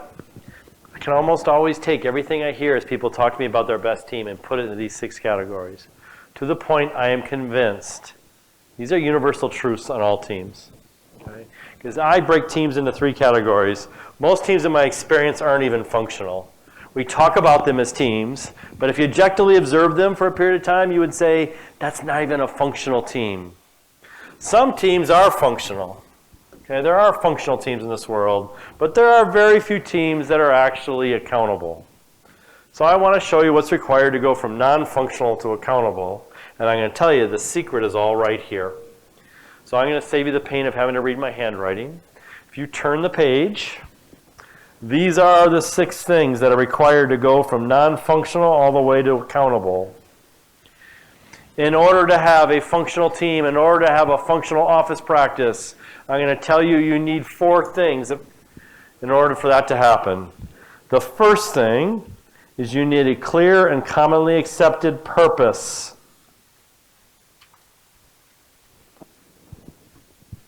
Go back to your best team. When you were on your best team, did you know exactly what you were there to achieve? Willing to bet you did. Also willing to bet your current team doesn't. In fact, I'll actually bet you this. Next time you're together with your team, I want you to start out the meeting and have everyone pull out a blank sheet of paper. And I want you to ask them to write down what they think the purpose of the team is. Or the practice, however you want to define it. But I want you to have every employee write down what do they think the team is accountable for. What, as a team, are you accountable for? Here's the deal I'll cut with you. If the answers come close to matching, call me. I will fly out from Milwaukee and buy you dinner at a restaurant your choice. Of course, if they don't, you've got to hop on a plane, fly to Milwaukee, and buy me dinner at a restaurant my choice. Anyone want to take me up on this bet? You're wise, because I win this bet all the time. I will tell you, as I work with teams every day, one of the biggest single issues is there isn't even clarity around exactly what are we here to achieve as a team. If you want your team to start functioning like a team, there has got to be a clear and crystal deal in terms of what our purpose is. Okay? And I think as owners and leaders, it is your responsibility to decide what do you want that team to be accountable for. What is that team's purpose? If you want them to start functioning like a team, they better have a really clear purpose. So I want you to do the blank sheet of paper exercise. Okay? But I would go into that meeting with the answer in your hip pocket. It's your decision to make. Okay? But it is step 1. And without it, you're going to really struggle to get the team to function. A lot of the times when people disagree and struggle with each other, it's because they have differing perspectives around what it is we're here to achieve, what our purpose is. So step 1, you've got to make that clear. And everyone's got to be in agreement around what are we here to do, right? There's no right or wrong. It's whatever it is you think it needs to be. Step one. Step two is there has to be measurements. There has to be some way of knowing whether or not we're achieving our purpose. Go back to your best team. Did you know at all points in time whether or not the team was successfully achieving its purpose? Willing to bet you did. Sometimes it's a scoreboard. Sometimes it's wins and losses. Sometimes it's a metric. Sometimes it's your gut feel. You just had a feel. Everyone knew whether we were being successful or not. And what you measured was whether the team was achieving its purpose. These two things are very intertwined. Do you have metrics in your office that tell everybody, are we successfully achieving our purpose or not? Does everybody know, are we on track? Are we getting better or are we not? If you don't, you can't expect that team to be accountable. How do they know to do something different unless they know we're not meeting what it is we're supposed to? Okay? In order for a team to function, there has to be a clear deal, and we have to know exactly whether or not we're on track towards achieving that deal. And as obvious as these may sound, I will tell you more often than not, they're missing. So I don't care where you are, whether you're at home, whether you're coaching a sport, whether you're looking at your own practice, you have to have these two things in place if you want your team to function. It is the foundation. Where I think most owners, most leaders spend their time is on number 3.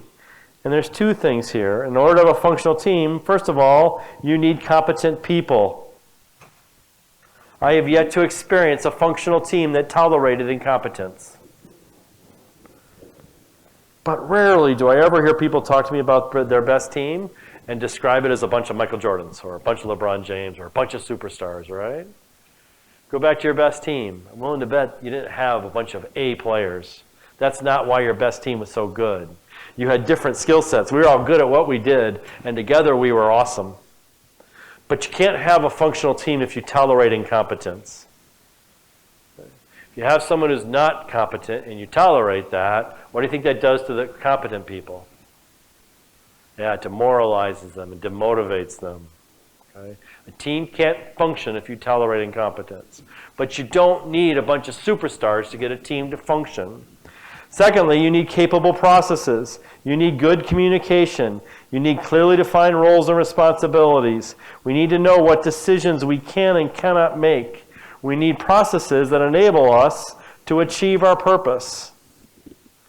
And as a leader, we need to have both of these things. You need good people and you need good processes.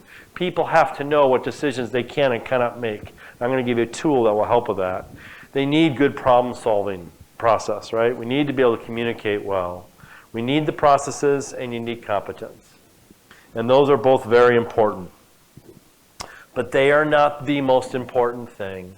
The most important thing by far, if you want a team to function, if you want your office to become a closer team and function like a team, above all, you need a shared fate. What do you think I mean by a shared fate? What does it mean to have a shared fate?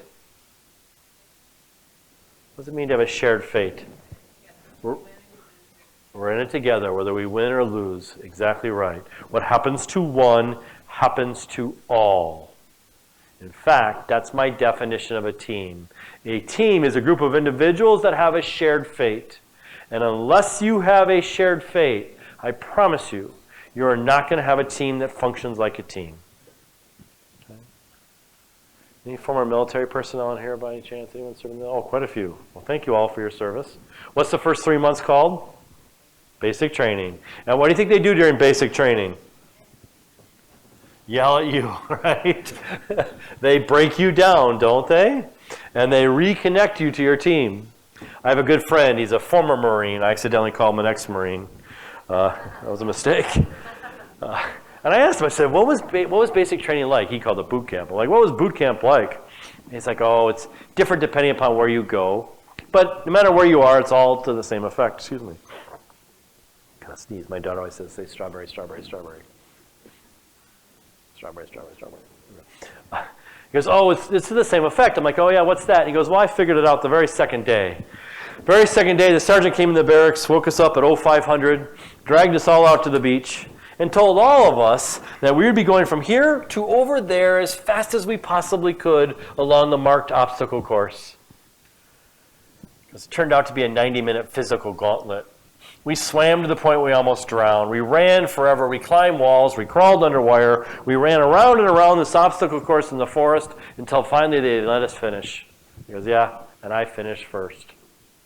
And I'm like, that's awesome. He's like, nope. I'm like, why? He goes, they lined us up in the order of our finish, and the sergeant got 2 inches in front of my face and tore me apart for like 5 minutes. And I'm like, why? He goes, well, I passed up all my teammates who were struggling in the forest, and I kept going. And I figured out really quick it didn't matter when I finished. It only mattered when everybody else finished.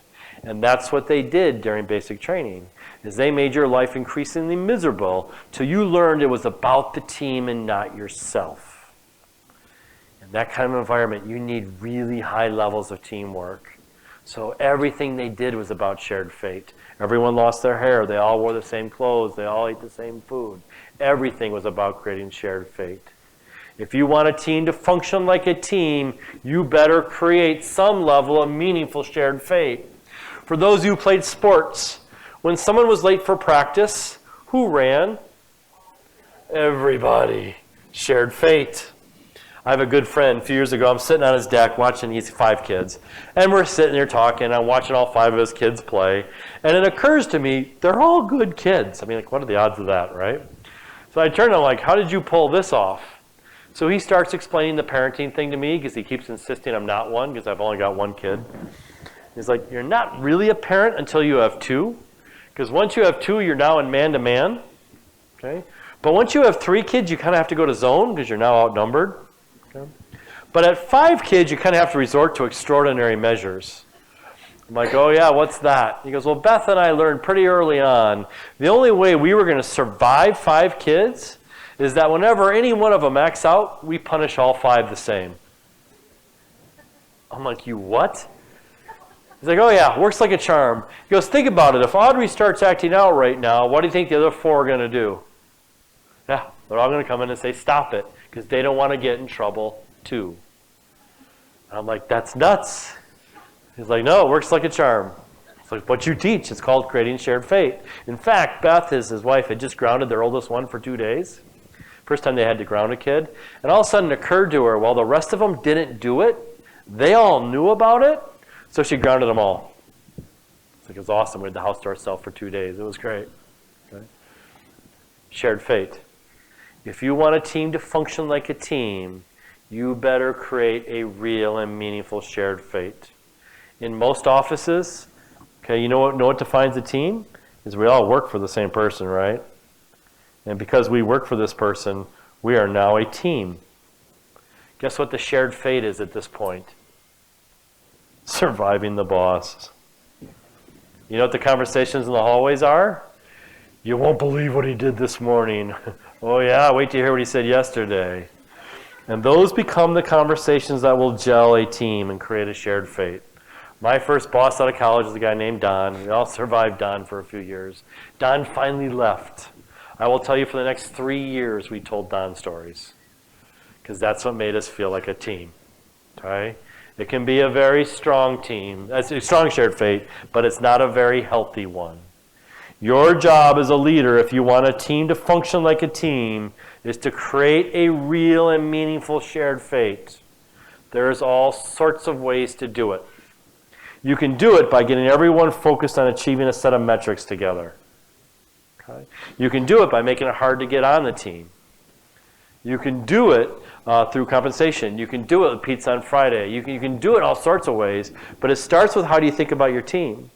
Do you think about them as a group of individuals with different accountabilities, or do you think about them as a group of people that are here to achieve something together? And as you start thinking about your team like that and treating them like that, they will start to function like a team. But by and large, in most offices, everyone's worried about themselves. And if I do my job, I get to keep my job. So all I have to do is look good to the boss whenever they're looking. And in fact, I'll throw my teammates under the bus if I have to. If you want to create a healthy team, you have to create a healthy and meaningful shared fate. Shared set of values creates shared fate.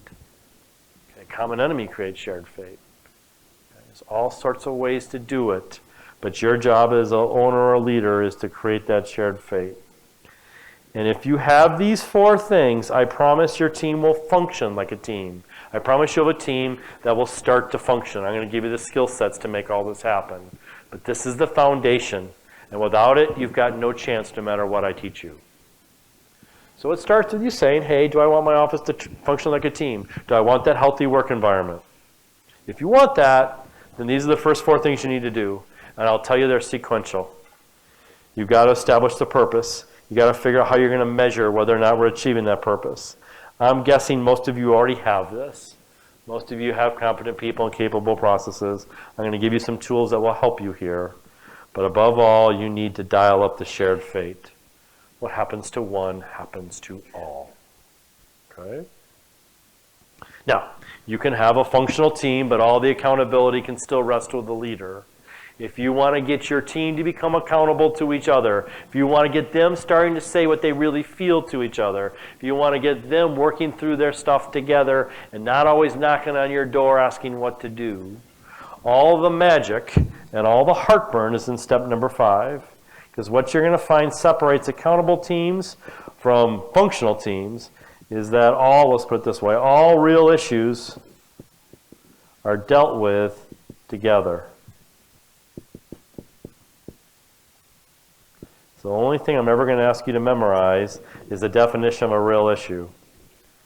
A real issue is any issue that affects the team's ability to be successful. It's defined in the bottom of your page. A real issue is any issue that affects the team's ability to be successful. So, think about it. You're asking your team to be accountable for something. Which means if you're accountable for this, if something gets in the way of us achieving that, you need to deal with it together.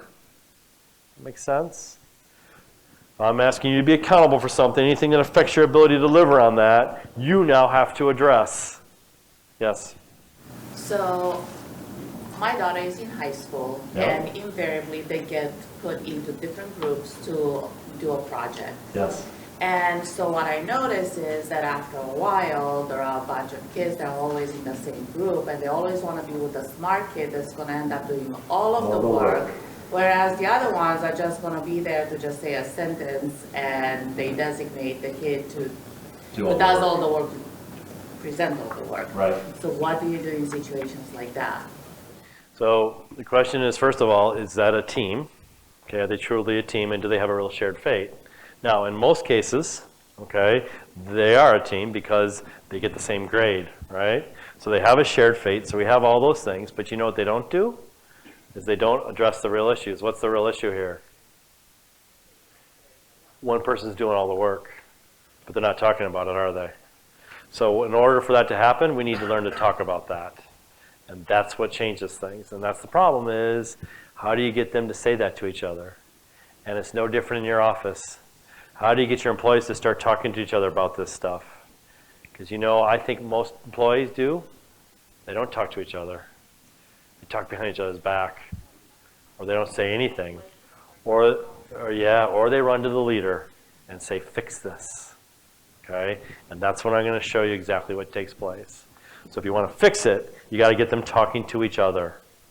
And that's exactly where the magic takes place. And that's what I want to show you to do. Because I think it's a perfect example. I think in most offices, we work really hard not to talk about those things. Okay, we ignore it. We talk behind each other's back. We look to the boss to solve the problem all the time. And that never creates a team, does it? Okay? So the ultimate place to go is to get to the point where they start dealing with these things, dealing with these issues together. Now, the good news is most issues aren't real. So, I can't use this example in this room, but if someone's got bad breath, is that going to affect our team's ability to be successful? Okay, probably not, right? But if someone's not performing, is that a real issue? It is, isn't it? If someone's not equally invested in the team, is that a real issue? To your example. Yeah. If someone's not behaving by the values and standards which we agreed to, is that a real issue? Yeah. These are now things we got to start learning to talk about with each other. And I want to teach you how to do this. Because once you do, Then you get to the ultimate outcome. And the ultimate outcome to me is there's an individual commitment to each other's success. The we becomes greater than the I. Go back to your best team. When you were on your best team, did you not care just as much about each other's success as you did your own? Well, to bet it's true. Okay. I don't know how to explain it, but that team just had a swagger. You just kind of had this edge of bring it on, we can handle anything. Because no matter what comes our way, we've got this. Because I got your back and you got my back, bring it on. And you got all the things you guys described. Okay? We looked out for each other. We had each other's back. We respected each other. We had fun. We weren't afraid to fail. We covered for each other. And probably above all, we trusted each other. Go back to your best team. Did you not trust each other? Yeah, willing to bet you did. Problem is, I've yet to figure out how to walk into an office or a team and say, okay, guys, starting tomorrow, I want you all to look at, care more about each other's success than you do your own. I want you to respect each other. Okay, I want you to trust each other. Come on. Doesn't really work, does it? Sadly, I've tried. Okay. The only way to get here is to go through all these steps. But I promise you, you do these 5 things, and you will get this. You will get that office you dreamed of. You'll get that environment where people don't talk behind each other's back. They don't ignore the issues. And they're not always looking to you to solve everything. And that's what I want to show you how to do. How do you create that culture? How do you create that environment where that becomes the norm? And isn't the caustic, unhealthy environment that exists in most places. Okay? It's normal, but it doesn't have to be. You can create a different environment, and that's what I want to show you how to do. Okay? Of course you can. What's the answer to point 1? Because that's where it all starts. It's easy to say, yeah, you need to have purpose, but there's like 30 items. There's only one. We knew our goal. I have no clue what our goal is. So I'm stuck there already. Yeah. And that's not that abnormal, and that's why a lot of times teams struggle because we don't know the purpose. And I will tell you, if you're the leader of the team, that then becomes what you've got to figure out. I have to figure out, what is the purpose of this team? Is it to create a great client experience? Is it to be efficient? Is it to make money? Is it to have an average turnover of 60 minutes for every patient? Whatever it is, you've got to decide whatever team you're trying to get to become a functional team. And within a larger practice, you may have multiple teams. But each team, what is a team? I mean, if I'm trying to get this team to become functional, I've got to figure out, what do I want them to take ownership on? What are they accountable for? And once you decide that, that becomes the purpose of the team. Okay? There is no right answer. But this is all predicated around the notion of, hey, I want to create a team. I want this group of people to start acting like a team. Well, if that's what you really want, then the very first thing you have to figure out is, okay, what is that purpose? What do I want that group of people to be accountable for? And as you answer that question, you'll start to figure out the purpose. And if you can't, then you're never going to be able to create a team out of them. And you don't have like examples of purposes that work great that I can just adopt?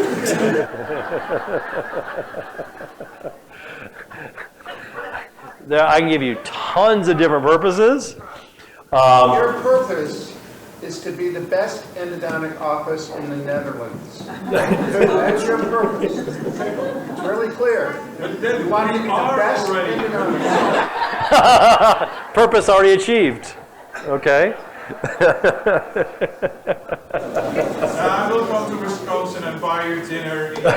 Yeah, we'll figure it all out. And so I will tell you, I can give you lots of examples of purposes, but I think what's most important is it's true to you. I mean, so there's no right or wrong. It's a function of what's important to you. So as you start to think about your team, okay, the question I would start with is, what do I want that team to be accountable for? At the end of the day, what do I expect them to own? And I would start with that question first. And I think that will help you figure it out, okay? At the end of the day, they're probably not accountable for the profitability of the practice. But they may be accountable for the experience the customers have. They may be accountable for whatever, and I can put a ton of different things out there, but you've got to decide what you want that to be. There is no right or wrong. You just have to, it has to be real to you. Does that make sense? Okay. Yes? Presumably that's an evolving process. And it can change. Which, so long as it's communicated, sustains. Exactly right. It can totally change. But I do not underestimate the importance of the metrics, because once you are done with the purpose, you better be able to measure it. If you can't measure it, I'm really going to challenge it as a good purpose. It's too fluffy, it's meaningless. You've got to be in some way be able to put quantifiable metrics around it. I got a few, so yeah. Could you just give maybe a couple examples of a shared fate that do not involve like 20 push-ups or running 5 miles? Like everybody gets written up. I mean, Okay, I can give lots of examples of a shared fate. So one is achieving these set of metrics together. Okay, so when I take a group of people, so the question is, how do you give me some examples for shared fate? So one is, guys, we're going to hit these metrics or not, and that is a team thing. And if we succeed, we all get a bonus, we all get pizza, whatever it is. And if we fail, there's going to be consequence, whatever it is. So that's one way of creating a shared fate is making this very tangible. You can create shared fate by putting their desks right next to each other. Okay, so we're going to put everybody in the same room, and all their desks are right next to each other. You want to talk about creating instantaneous shared fate? Right there. Making it hard to get on a team creates shared fate. Okay, not everybody gets to work here. This is a special place to work. That creates a shared fate. That's the whole philosophy behind the Marines, right? Not everybody gets in, and that creates a sense of shared fate.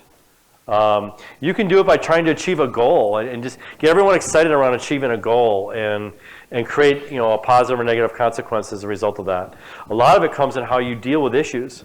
So if you want to deal with an issue, rather than have one-on-one sessions behind closed doors, we talk about these things together as a group. That creates shared fate. Okay? Going through difficult situations creates shared fate. It really starts with how you think about your team. And if you think about your team as accountable for something, you will start to do the things that build shared fate. You'll have more group conversations, less one-on-one. Is that enough to get you thinking? Okay. A great example just took place last week out of clients, a marketing firm, small marketing firm. They only have about 10 employees. And they've been struggling. This goes back a few months ago, actually, but their sales were down, and the owner said, I'm going to have to let go of 2 employees because we're going to lose money here. And all of a sudden he realized, wait a minute, I'm not going to sacrifice 2 employees because we're not doing well as an organization. So he brought everyone together and said, guys, we're all going to have to take 3 weeks unpaid vacation. We're all going to, we're in this together. Through success and failure, we're in this together. So we're all basically going to have to take a pay cut. And that group rallied like you would not believe. In fact, I just talked to them last week, and they're doing so good now, he actually changed it to 2 weeks. Okay. Created shared fate. He goes, guys, we succeed together, we fail together. Okay. So my Bandon Dunes example. Okay, this is kind of cool. So I'm in the shuttle, and I asked asking the employee, "What's so great about here?" And she goes, "Well, for example, in August we had a record month here, highest total revenue we've ever had amongst all the golf courses and hotels and restaurants, and the owners cut everybody a $500 check." I'm like, "How many people work here?" She goes, 800. Do the math on that one. Shared fate. Okay, she goes, "Oh yeah, that's the kind of stuff I'll work here forever." Okay? Not saying you have to give $500 away to make that happen, but that's a shared fate. Everybody got it. Okay, didn't matter whether you were cleaning the rooms or whether you were, the head. Question with that example. So we already learned that money doesn't motivate. Is it because they didn't know about it ahead of time? Yeah, it's not a motivator, but it can create shared fate. 2 very different things, if that makes sense. Okay. Yeah, they didn't know about it ahead of time. What it made it so strong was that we all got it. It didn't, as opposed to, well, these people got this much and these people got that much. It was everyone got the same check. And that just creates a sense of, hey, we're all in this together. Okay, so that's what I did. There was another question way back there, yes. So along the lines of developing a purpose, yes, a mission. Yes. And I think that little video that of the guy who wrote Drive, yeah, hinting at this. Gary said, be the best endodontist wherever you're at, right? I mean, to me, that's so obvious, or it's like common, that every one of us could just write that. And right. I have that on my website right now. But I understand from some corporate friends that own companies and stuff that they're going to more like, there's a purpose for the business that's completely different than the business. Like, our purpose in selling, I have a friend who sells stethoscopes around the world. Yep. And his purpose is to provide, you know, maybe like this poor African nation, you know, all the medical supplies that they need. And that's the purpose of the company.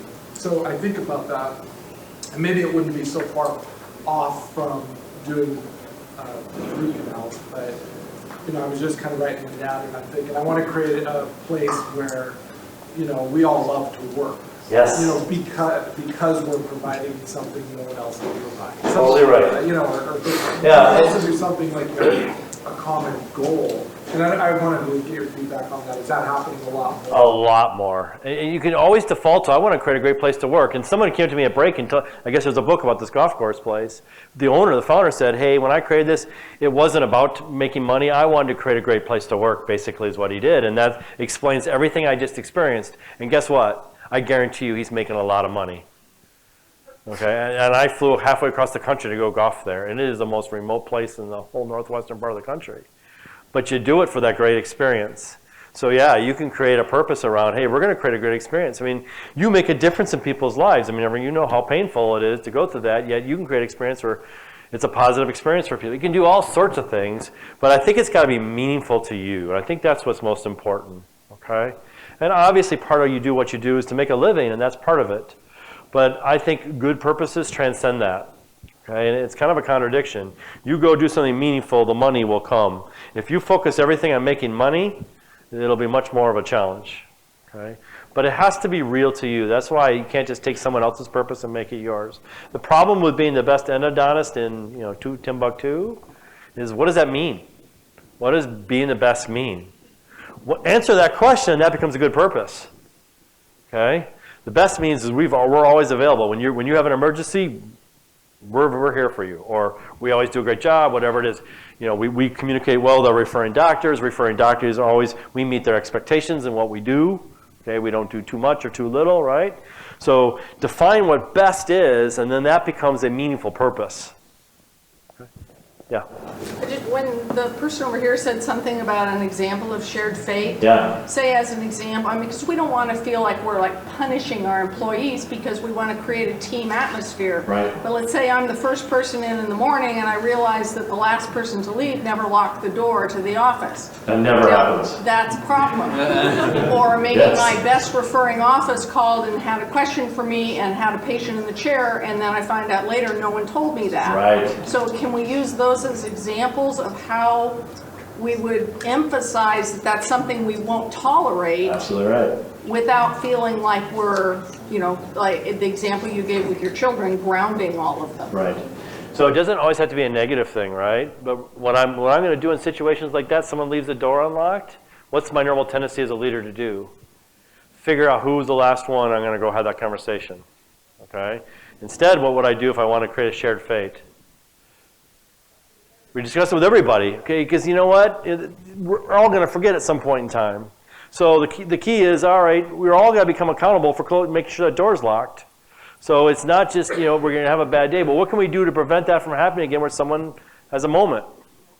Right, so we have two checkers, right? And so I'm going to treat these issues as team issues, and I'm not going to be so quick to go point the gun at the person who forgot to lock the door. And as I start treating them like a team like this, and say, hey guys, you're accountable to make sure the door gets locked, or whatever the situation is, right? And then they're going to start to feel like there's a shared fate. But if I go on the quote-unquote witch hunt to find the individual, totally destroys shared fate. Does that make sense? Yep. It's a good example. Any other questions before I move on? Okay. Do you see how this is important, though? This is the foundation. If you don't have this foundation, you're not going to be able to do the work that we're going to talk about. And what I want to talk about is this, because I think this is where the magic is. Okay, how do you get people to say what they really feel? And I think in most practices, in most teams, most offices, people don't. All right? So if you go forward 2 pages in your handout. Okay. Should be on page 21, I'm guessing. Nope, 22. Where the lion's chasing the zebra. Real quickly, I want to tell you about a guy named Wilfred Bion, because he is pretty much the founder of all group dynamic thinking. And if you understand this, you're going to understand most of the behavior you experience in your offices every day. I won't bore you with his background, but he was an Englishman, lived outside of London, served in World War I, served in World War II, had some unique team experiences, to the point where he quit being a doctor, got his degree in psychoanalysis, spent the last 30 years of his life studying teams. Wrote 10 of the worst books ever written. The guy is just brutal to read. Fortunately, most of them are out of print. But once you figure out what he's saying, the man was brilliant. So I want to share with you the 4 things that I think are most important to understand about his work. The first, we'll call it the theory of herd. The theory of herd had 4 premises to it. The first premise is that human beings are actually pack animals. You guys remember studying pack animals in like 5th or 6th grade? You probably studied baboons or lions. What are common pack animal behaviors? What do pack animals do? We stick together. What else do pack animals do? We follow the leader. We have an alpha, right? What else do pack animals do? We protect the weak. What else? Yeah, we have what? Yeah, we have someone who's looking out for the back, right? Okay. We're protecting the pack, we're protecting each other. We'll compete with other packs, right? Think about it, we do this as humans as well. Okay. We share the food, we share the outcome, right? We share the outcome of our work. And all those are true when we get together as human beings, true? But here was his big aha. His big aha as he studied packs was, every pack had a way of bringing on a new member. No different than your office. Okay? And it's a 2-step process. Step 1 is, are you good enough to join the pack? Okay? In order to come work in your office, what do people have to go through? An interview. Okay, we're going to talk about interviewing here in a bit. But they have to go through an interview before they join your practice, don't they? If you want to join the military, what do you have to go through? Boot camp. Not everybody gets in. If you want to join a gang, what do you have to go through? Initiation. Way too many of you knew that. You want to join a sports team, what do you have to go through? Tryout. Okay, you want to join a musical ensemble, what do you have to go through? An audition, right? Now, every group's got some way of assessing, are you good enough to join? Once someone joins your practice, you move into phase 2. Phase 2 he called the assimilation phase. Once a new employee joins your practice, you know what the rest of the employees start saying to the newbie? They start saying things like, you can say this around here, but I wouldn't say that. You can do this around here, but you can't do that. This is how we roll. And your existing employees find a way to tell all the new employees, this is how we do things around here. Isn't it true? Who normalized you first in this world? Parents. If you grew up in the semi-neurotic Coryell family like I did, you'd see the world a little bit the same way I would, wouldn't you? Okay? Religion does it to you. It gives you a context for how you view the world. If I grew up in this religion, I'll see it differently than this religion or this religion. Your friends did it to you. Your family's done it to you. Every place you've ever worked has shaped who you are to some degree. He started to realize just how shaped we are by our groups. And if one group's hit shaky ground, if life at home gets a little shaky, we gravitate closer to our friends or our extended family.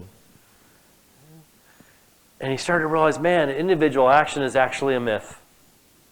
Yes, for a time as human beings, yes, we act on our own, but his argument is whenever we act, we carry our groups with us.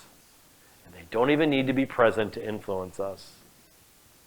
I may decide I want to be successful in business, so I'm going to go back to my 35-year high school reunion next year.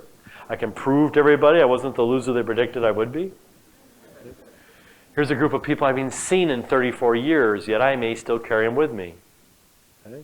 I'll buy a car. There's a certain part of me that says, I wonder what other people are going to think if I'm driving that car versus this car versus that car. Okay? When I decide to leave the safety of corporate America and start working for myself, who am I thinking about as I'm making that decision? My family.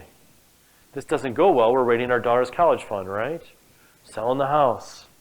Point is, whenever you act carrying your groups with you. And whatever groups those are, they influence you even whether they're present or not. As crazy as that sounds, you know what the craziest part is? Guess what happens when we become disconnected from every group we deem meaningful in our lives? What do you think happens to us when we become disconnected from every group in our life? Any guesses? We become depressed. If we become disconnected from every group that's meaningful, we become depressed. And if we don't get it fixed after that, guess what happens to us? Anyone know? We die. We literally die. They discovered this at the end of World War I. World War I was a war of attrition, massive loss of life. And as such, at the end of the war, there were literally thousands of orphanages all across Europe. And the role of these orphanages was just keep these kids alive until they get placed into a loving family. So they checked mortality. And the infant mortality was very low in most of these orphanages, except for a few was really high. So they went running in trying to find out why were the babies dying at such a higher rate here versus all the other orphanages. They went in thinking it was lack of food, incompetent leadership, disease. Guess what they discovered? Lack of touch. They were all grossly understaffed. And what we now know to be true is an infant has to be physically held enough during its first 5 to 9 months of life. And if not, the body chemistry of the baby literally breaks down and they perish. They perish from a condition called anaclitic depression. That's why they teach you, hold your baby, hold your baby, hold your baby, hold your baby. Because there has to be that connection established at birth. In rare cases, they will survive it. But this will end up explaining a lot of what you end up seeing on TV. Because what will happen is they will grow up as adults not able to trust. At their core, they will never be able to have what we'd call a functional autonomous relationship with another human being. I actually had a friend who adopted a 3-year-old Romanian boy about 19 years ago. Went over, met the boy. He clearly had some attitude issues. In fact, the agency even said, are you sure you want to adopt him? We're like, oh, no worries. We're going to bring him back. We're going to love him. We're going to give him every opportunity. 1.5 years, right? They've brought him back. They've loved him. They've also spent $40,000 on therapy on him. And the last therapist finally diagnosed it and goes, he's got anaclitic depression. At his core, he can't trust, and we do not know a cure. As soon as he gets close to someone, he experiences emotions he doesn't know what to do with. And if trust is ever broken in his world, he acts out, and in his case, violently. They live in fear he's going to show up on TV someday. As a child, it has to be we have to have that a physical connection. Around the age of 5 months, however, it changes. It changes from a need of physical connection to that of mental connection. And it is true for all of us. All of us need to maintain some level of meaningful connection to other people. And if we don't, we will die as well. We die from a condition that was first called Musselman's disease. It's got a variety of different names.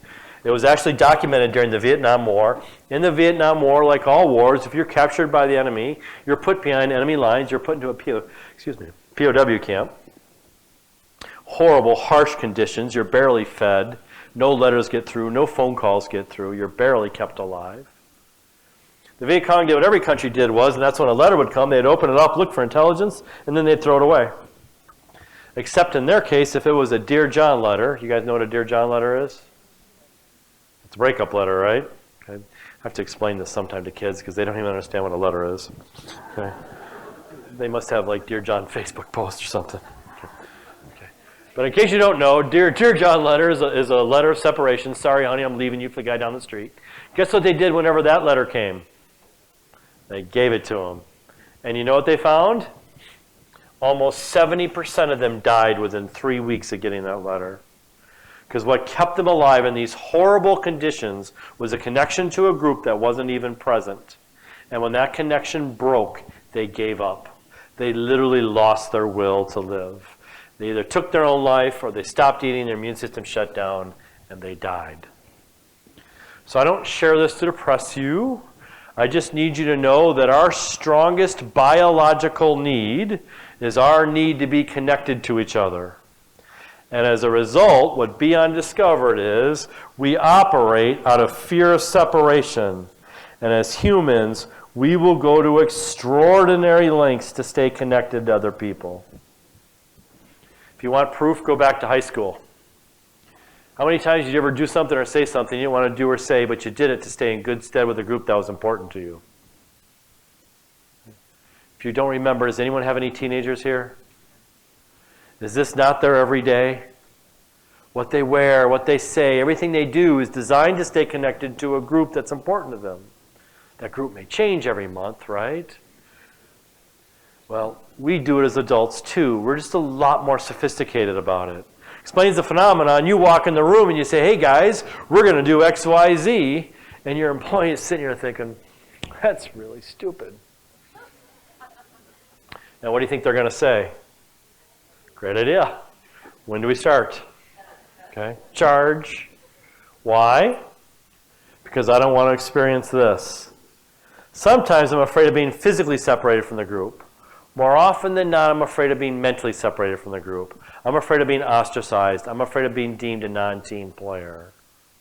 So what Bion realized then, and why it's so important for today, is there's a one-to-one correlation between low levels of fear of separation and high levels of team performance. Go back to your best team. When you were on your best team, did you have a relatively low fear of separation? Is it a relatively safe place for you to be? Willing to bet that's true. And the opposite is true too. If there's high fear of separation on a team, pressure and anxiety builds, you will watch that team fracture in front of your very eyes. People will jump in their own foxholes and throw a snowball at each other. You give me a team that has low fear of separation, pressure and anxiety builds, you'll watch that team pull together and become stronger. So once Bion figured this out, he realized the key to getting a team to function was to minimize fear of separation, was to create real safety in the workforce. And as you create that, a team can function. As you create that, people will say what they really feel, and we'll start to really work on our issues together. So he then spent the last 20 years of his life trying to figure out how do you minimize fear of separation on a team. And in 20 years of research, he found only one way. The only way he found that truly minimized fear of separation was to make sure the team got good at dealing with their real issues together. It took him 20 years to prove it. We're going to do it in 20 minutes. He did it through research. We're going to play the Family Feud. Okay? So here's the deal. I promised you 2 breaks. However, the question and answer session, which was really good, kind of took up some of the time I need to get to the finish line, and a lot of the key stuff is coming. So are you guys cool if we just keep going? If someone needs to take a break, you're more than welcome to go. Okay? But we're in the last hour, so I need to get to what I got to get to. You see, you walk out of here knowing what to do and how to do this. So if you guys are okay with that, let's do that. Okay? So let's play the Family Feud real quick. So in order for me to pull this off, I actually used to play this out like the Family Feud, but the kissing thing got a little weird. So we're going to do a modified version. I just need a volunteer, someone in the audience. All I'm going to do is use your name in vain for about 20 minutes. What's your name? Danielle. Okay. So we're a team. We've been a team for a long time. And quite frankly, Danielle's been our star up until about 2 months ago. All of a sudden, she's developed a really negative attitude. She's upset a few patients. She's kind of become a cancer in the team, right? Is this a real issue? Is this going to affect our team's ability to be successful? It is, isn't it? So I went out and studied 100 other teams, very similar to this team, that had a problem very similar to Danielle. And I asked everybody on the team, hey, what did you guys do to deal with your Danielle problem? Tallied up all the answers, added them up. Top 5 answers are on the board. Let's play the feud.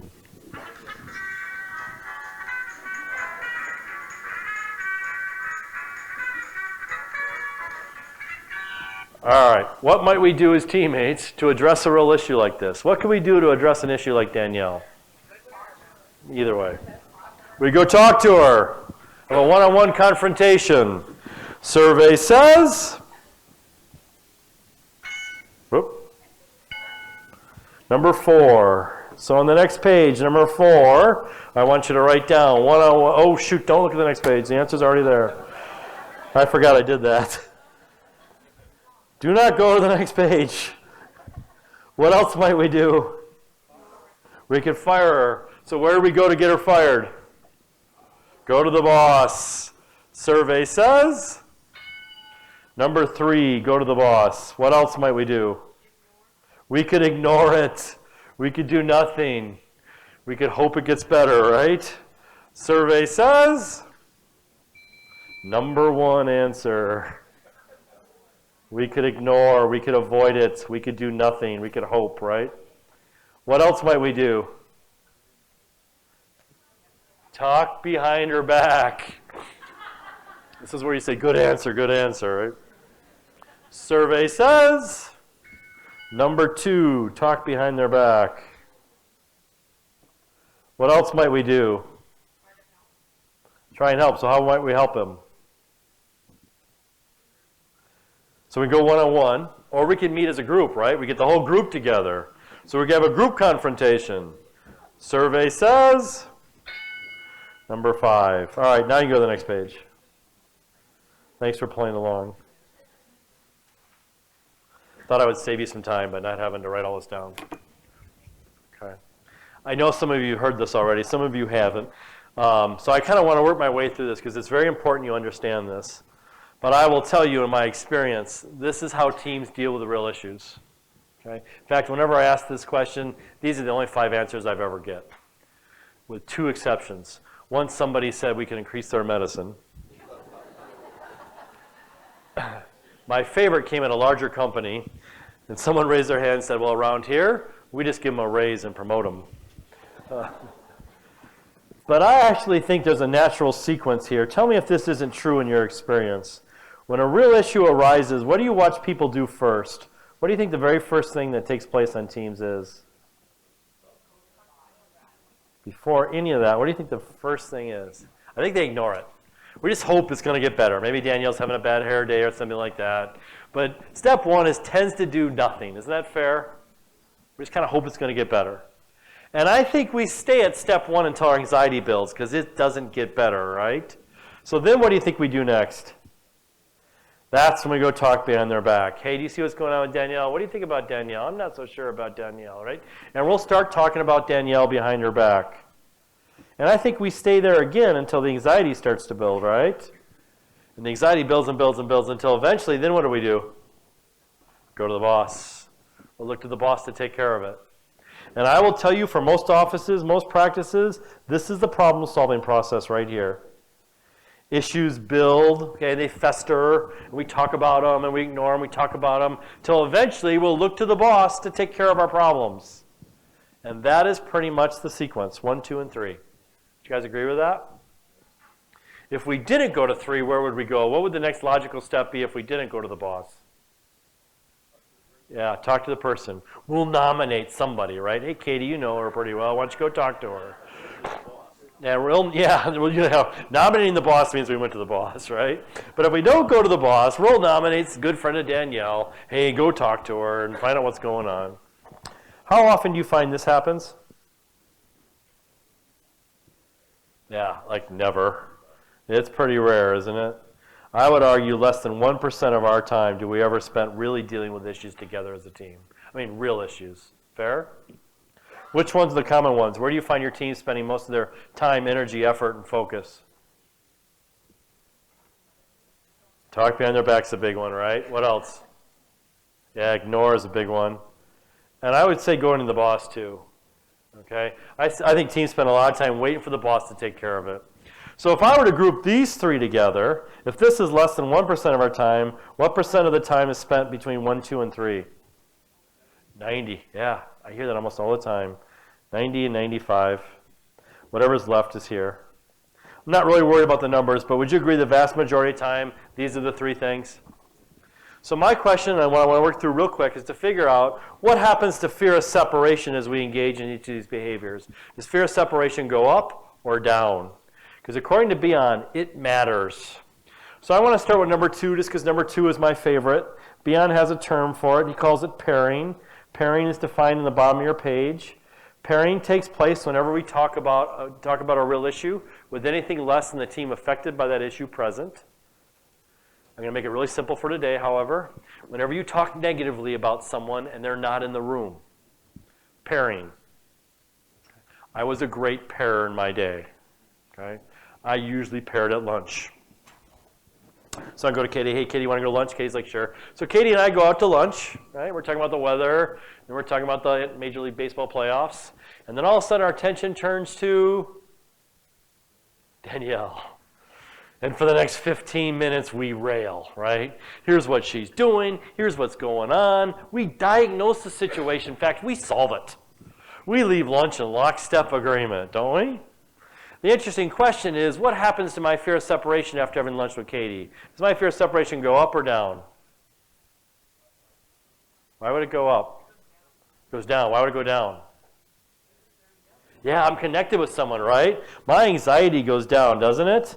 Because I know someone else sees the world like I do. We're kind of connected. I created a bond with that person.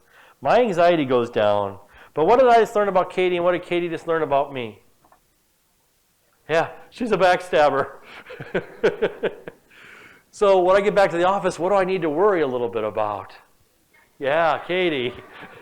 Because if she doesn't agree with what I'm saying or doing, what is she highly likely to do? She's going to go talk about, yeah, she's going to lunch with Danielle. See it? So my fear of separation actually shoots up. My favorite illustration of this came many years ago. We moved into a new school district. And my daughter got to, she was like in first grade. She got to know some new friends, right? And we got to know some of the parents. And then one night, one of the parents calls up and introduces herself to my wife. And over the next hour, she proceeds to tell her all the gossip about all the other parents in my daughter's class. Yeah. My wife hangs up the phone, turns to me, she goes, "You are not going to believe what I just found out about Sophia's parents and Audrey's parents and Will's parents." So she's telling me all these stories. And as soon as she was done regaling all these stories, all of a sudden my wife goes, "Oh, what thought hit her? What is she going to say about us?" To this day, she won't say a word to her other than, "How's the weather?" because she's terrified that she's out there trashing us as parents.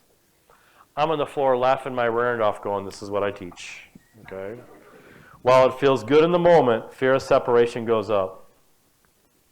How about going to the boss? Okay? Go to the boss. So Jared's my boss. I go to Jared. "Hey, Jared, you and I go way back, and you know I got your back, and I'm sure you're seeing what's going on with Danielle. Problem is, people are starting to talk about you because you're not dealing with it. Just thought you should know." Then I leave his office. Jared goes home all stressed out. He's like, "Well, this is why I make the big bucks, right?" So he comes the next day and he fires Danielle.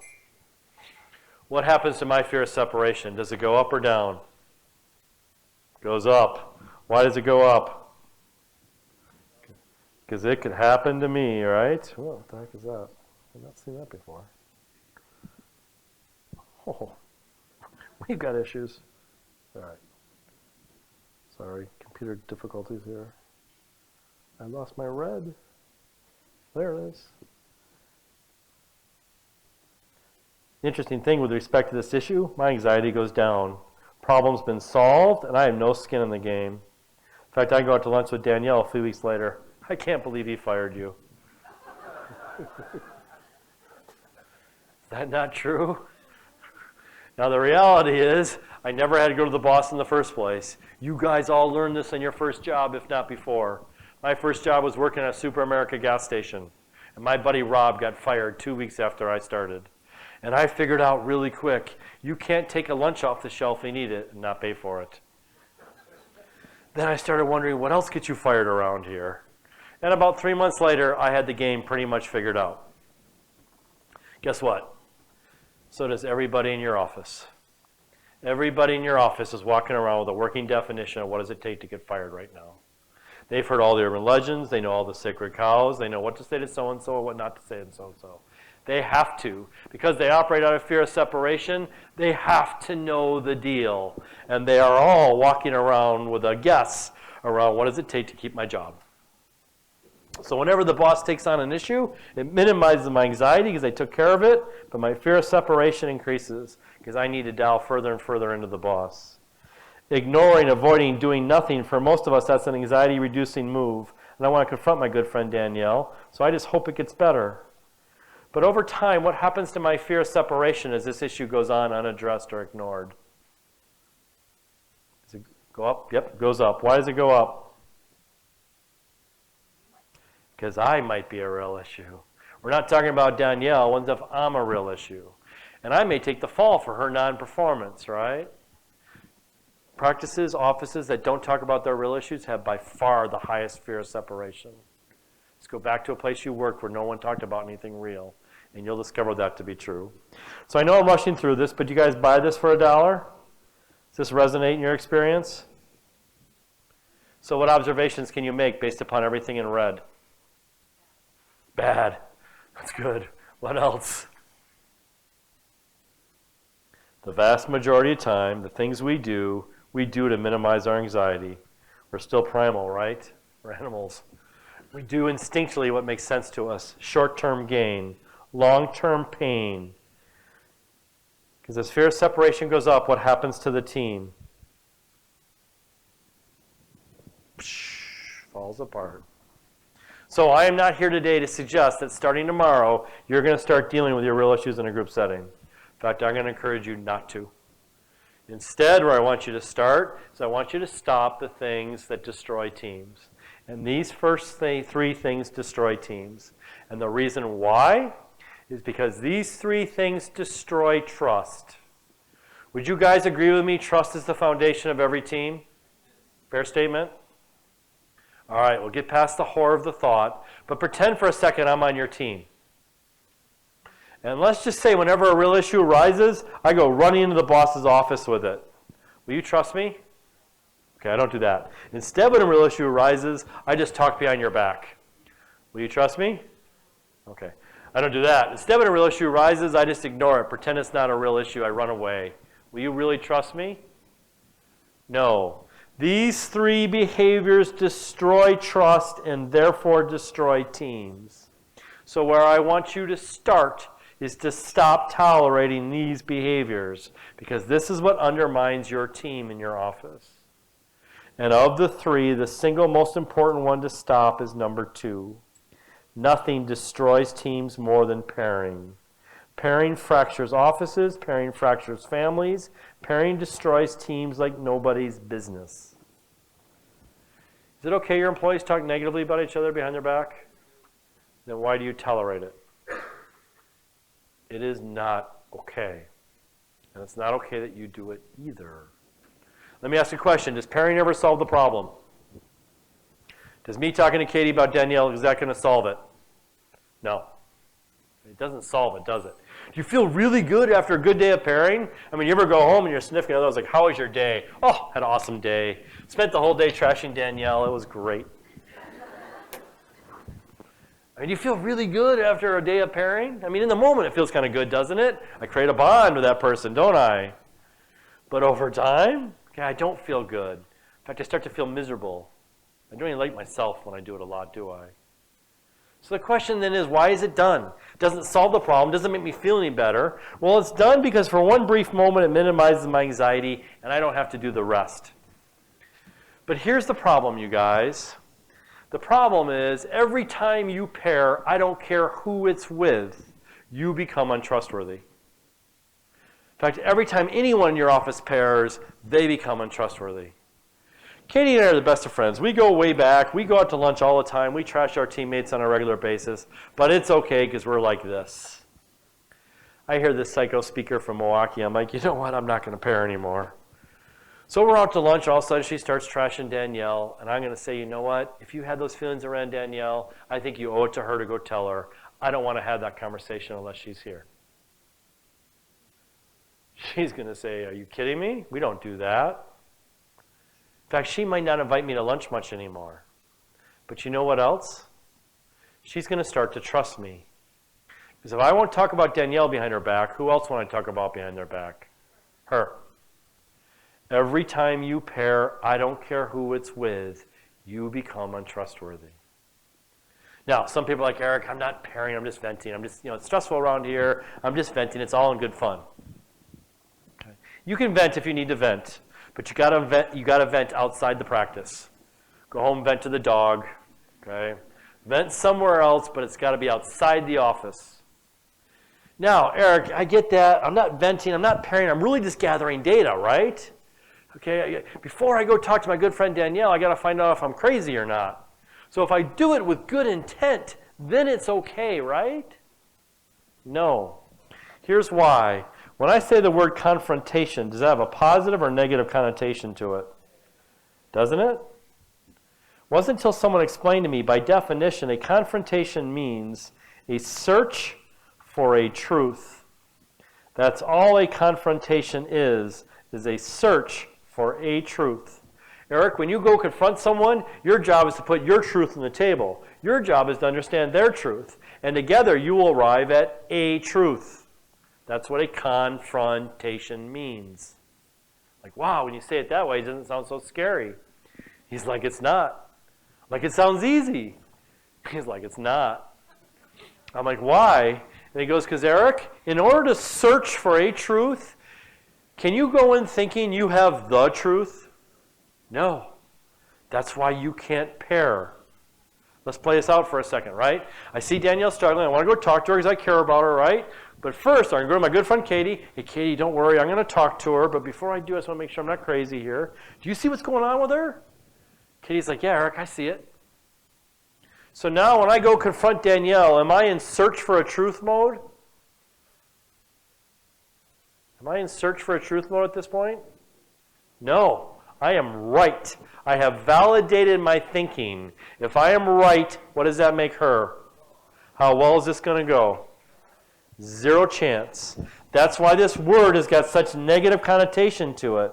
Because I will bet my life every negative confrontation you've ever experienced started with pairing. Every intervention starts with pairing. Every feeding frenzy starts with pairing. Pairing destroys your ability to work through issues. You want to change your culture? Stop tolerating pairing. It's not okay to talk negatively about your teammates. 4 weeks. That's all I'm asking you to do.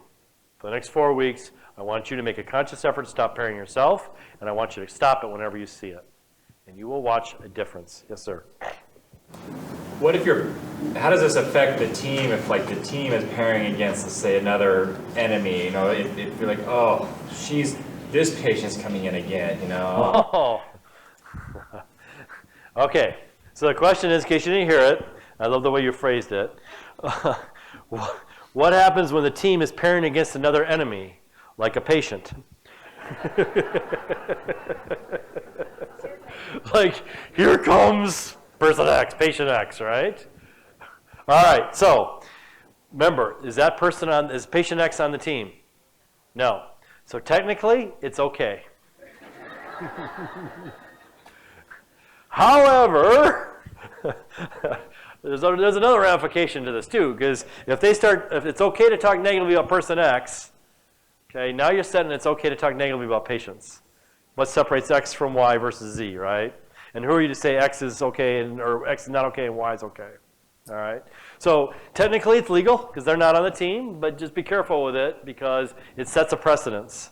And it goes back to you get what you tolerate. And if it's okay to criticize or rip on patient X in front of everybody else, there's no stopping patient Y and Z and A and B. So you just got to decide, is that okay in your practice or not? If it's not, you literally can't allow it to happen. Okay? Yes? The group confrontation, does it include the boss? Yes, it does. We're getting there next. You're one step ahead of me. Yes, it does. And what if they can't deal with it? Then instead of a group confrontation, you have a group conflict. Right. Things get like out of control. Right. It happens a lot. It does. Because we don't know how to do it right. I'm going to show you how to do it right before we're done here. Because most people really don't know how to do it. So I did not have this, I don't think, in your handout. It just came to my attention, and it was since I've done this handout. Okay? So I want you to write this down, because this is a great way of introducing this concept to your office. I want you to go to YouTube, and I want you to type in Oslo backbiting. And there is a phenomenal 7-minute video where this author ends up talking about pairing. Okay, he uses the term backbiting. I want you to watch that video, and then I want you to share it with your employees. And one of the things he does, and I did this twice last week, and it worked really well, is he has every member of the team in your office basically sign a sheet of paper that says, "I will not gossip behind my teammates." Okay, I think it's brilliant. You watch the video, show the employees this video, it's 7 minutes, and then ask everybody, do you want to work in an environment where no one talks about each other behind their back? And they'll say yes. Then give them a marker and say, okay, sign. That's the deal here. We do not do that. Okay? Really, really want to encourage you to do this. It's a great way of taking this concept to your employees. Yes? OSLO. It was over, and he's Swedish. And it was at an Oslo TEDx. So Oslo backbiting, and I'll get you the video. 7 minutes. Yes? how do you create the environment so that your employees feel safe to bring to your attention something but they don't want to do it in a group setting. Right. They also don't want to be backbiting. So how do they make you aware that maybe this other employee's not doing her job? Right. So here's the question. So I've ever heard, how do you create this environment where it's safe for them to say something? Maybe it's not safe to do it in a group. All right. So what we're talking about is who has the accountability. In most practices, who has the accountability to deal with these issues? The boss. Okay. What we're talking about is getting the team to deal with these issues. So for now, it's on you, right? In most offices, it comes down to you. So I'm going to teach you a tool before we're done here, where we're going to talk about how do you start moving certain decisions down to them. And between now and then, it's still you. What I want you to ask yourself is that the way you always want it to be? If you always want it to be you, that's fine. Okay, that's not a bad thing. You have the control, but it also means the load is on your shoulders. If you want them to do it with each other, that's what I'm going to show you how to do in a second. But for now, most of you are left with, hey, I've got to deal with it myself. Okay? So the question becomes, how do you make it safe for them? Well, it just comes down to how you handle it when they come talk to you. Here is the problem. If Katie has a problem with Danielle and she comes to me and says, hey, Eric, Danielle's not doing X, Y, and Z. And I say, okay, I'll take care of it.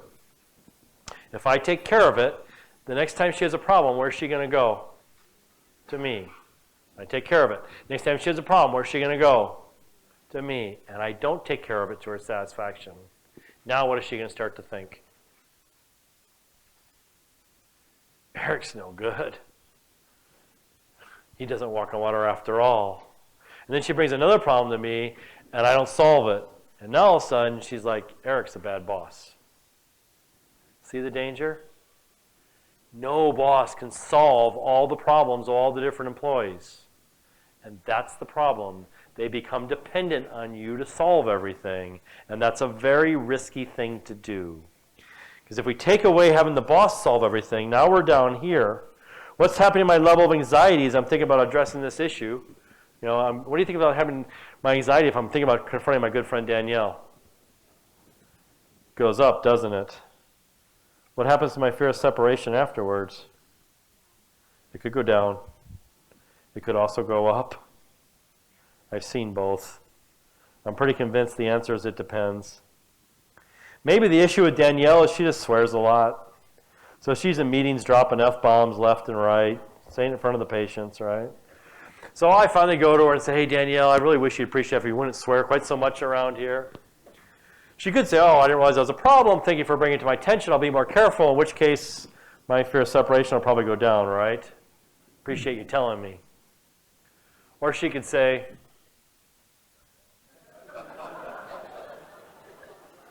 in which case my fear of separation will probably go up, right? Okay. It's a facetious example, but you get it. It depends. What do you think is happening to my level of anxiety as I'm thinking about bringing this issue up in front of the whole team? It's way up. Why do you think it's never done? Assuming it's done well, and I'm going to show you how to do it well here in a second, you're going to find fear of separation goes down every time. And you know all I have to do to get you to believe me is go back to your best team. For those of you who raised their hand when I said, hey, on your best team you had some conflict, let me ask you a question. After you guys worked through a real issue together, after you had that conflict, that debate, what happened to the team? Did the team become stronger or weaker? Became stronger, didn't it? Everyone said stronger. What happened to trust? Did it go up or down? Went up. And what happened to fear of separation? It went down. Okay? It can happen. Problem is, in most environments, we don't create the environment to make that possible. All right? So if you go to the next page of your handout, so go to page 24. We don't have the time to go through this in detail, but what I did is I said, and what I do when I teach this, is I have everyone brainstorm, why might it be better to have everybody together in a group? What are the advantages of doing this in a group? What would the advantages be of having everybody present? And this is the list I get. People say, well, there's more data on the table. It helps puncture the denial. They see the impact of their behavior.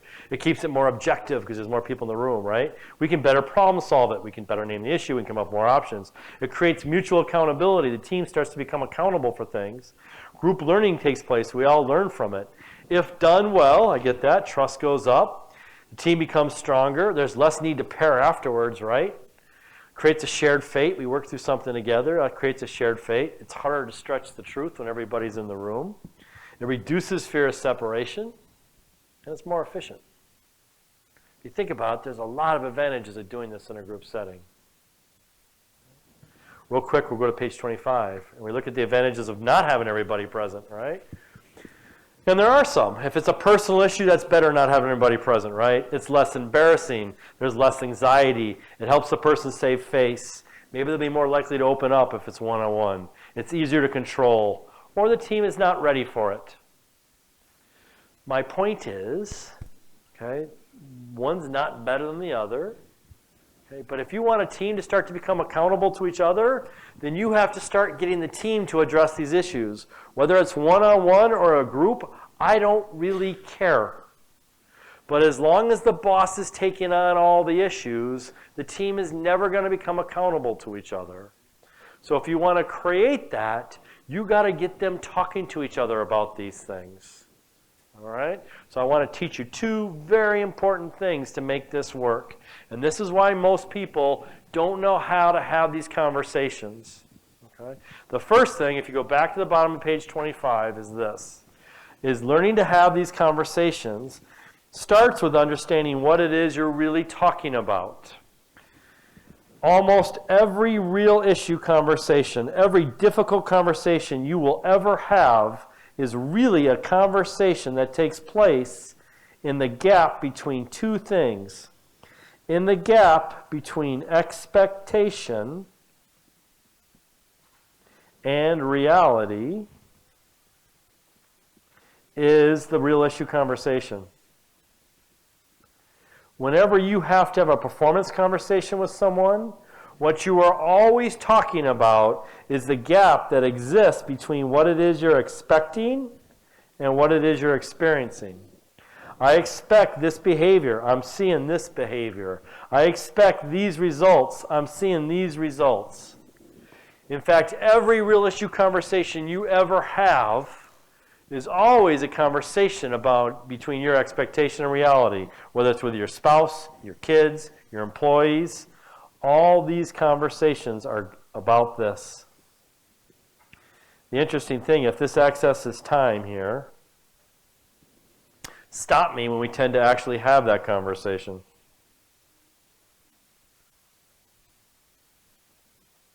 Somebody? Right about there, right? Isn't that the tendency? The tendency is to put off the conversation, isn't it? And by the time we have this conversation, am I angrier or less angry than I was months ago? I'm more angry. I'm more frustrated. Because I'm sitting on all this unmet expectation, and by the time I have the conversation, our options few or many. Very few. Is it going to go well? No. I'm sitting on so much frustration, unmet expectation, it's going to be a smackdown, isn't it? Bless you. So one of the secrets is learning to have the conversation earlier and teaching people how to have the conversation. I do a lot of mediation work. And I will tell you, 80% of all issues stem from the fact that we're not in agreement around expectations. 10% of the issues stem from the fact that we see reality different. And the remaining 10 is we agree on expectation, we agree on reality, we just disagree on the impact of the gap. I think it's a big deal, you don't think it's a big deal. So you want to start teaching your employees how to have these conversations, and you want to start having these conversations, it starts with learning to understand how to break the conversation down. Your first step is always to establish clear expectations. I need to share my expectations, and I need to understand your expectations. Okay? My expectation is that it's important you're here at 8 o'clock every day. What is your expectation? I don't think it's that important I'm here at 8. I don't start seeing patients till 9, and as long as I get here by 8:30, I am ready. I think it's important you're here at 8 because someone's got to answer the phone. Okay? I don't think it's important that we answer the phone. We can call them back. Okay? So we have to talk through this stuff, all right? And so many of these issues stem from the fact that we just never really talked this through. Your job is to share your expectation. Your job is to understand their expectation. Your job is to share your reality. Your job is to understand their reality and help them understand the impact of the gap. Yet that almost never happens. Instead, what happens is we just get increasingly frustrated until we just explode and have that conversation. And it's not a very healthy one. Does that make sense? So in the short amount of time we have, this is the first trick. Whenever you find yourself frustrated with someone, spouse, kids, employees, peers, I don't care, your first job is to understand what's going on for you. Here are my expectations. Here's my picture of reality. Here's what I understand the gap to be and the impact of that gap. I now need to understand yours. You have never been hurt by understanding somebody else. So I want to go understand their expectations. I want to understand their reality. And then I'm going to share my expectations, and I'm going to share my reality. And you're going to discover you can get through almost any conversation. Because most conversations really struggle because we have different expectations. Right? And we just got to come to an agreement. Help me understand why that's so important to you. Okay? Yet most of the time we don't. We don't have that. Does that make sense? Step number 1. Second thing, it's the most important thing I'm going to teach you. If you want to start teaching your employees how to have healthy conversations, you want to start building trust around your office, you have got to enforce this rule. This is the biggest takeaway from today or for any presentation I ever give. And that is the rule I want you to teach, and all I want you to do for the next 4 weeks is that whenever people are talking in your office, is that everyone speaks for themselves. It's on the bottom of the next page. It's on the bottom of page 25. I call it the law of speaking for yourself. Here's the rule I want you to enforce the next 4 weeks. Whenever anyone talks, they can only speak on their own behalf. Okay? They can only speak on their own behalf. Have you ever noticed how often people speak on behalf of other people? Ever notice this? They start reverting to the royal we, or they start talking about what other employees think about another employee. That cannot happen. That destroys trust. So here are the rules I want you to enforce for 4 weeks. If it doesn't make a difference, you can drop it. But I promise you it's going to. First rule is this. I do not allow the words we, they, our, anybody, everybody to ever be spoken. For 2 reasons. First reason this is a rule is because that's how teams avoid their real issues. You'll hear it if you listen for it. Someone will say something like, you know what our problem is? Our problem is we don't follow a process. What's wrong with that statement? What's wrong with that statement? Who's our? Is it Billy? Is it John? Is it Mary? Is it Beth? I'm thinking it's Beth, but I'm afraid to say it, right? So I say our. Beth's over there going, oh my God, he's talking about Bill, isn't he? Okay. That's how teams avoid their real issues. They use pronouns. So whenever you hear a pronoun, even if you know who it is, I want you to ask, just to understand who's we, who's they, who's our. Okay? My wife walks in the kitchen. She's like, we need to do dishes. Who's we? Very rarely is we really we. Okay? We is a lost word in our language. And I'm going to come back to why this is so important. I can say I'm not following a process, and I don't see any one of you guys following a process. I can say I'm watching the 2 of you not follow a process, right? I just can't say we're not following a process. It's meaningless. It's lost, and it's how we avoid real issues. Second rule is this. I do not allow questions to be asked in meetings. Do not allow questions to be asked. Unless it's really a question. And I promise you, 99% of the time when someone asks a question, it's not a question. Hear it when you listen for it. Someone will ask a question. They'll say something like, don't you think it'd be better if we did this? And they lob out some idea. As opposed to saying what? I think it'd be a good idea to do this. Why am I afraid to say I think this would be a good idea? Because they could get shot down. So instead, I lob out the question. And you guys are like, that's a terrible idea, Eric. Like, yeah, I thought so too. I was just checking.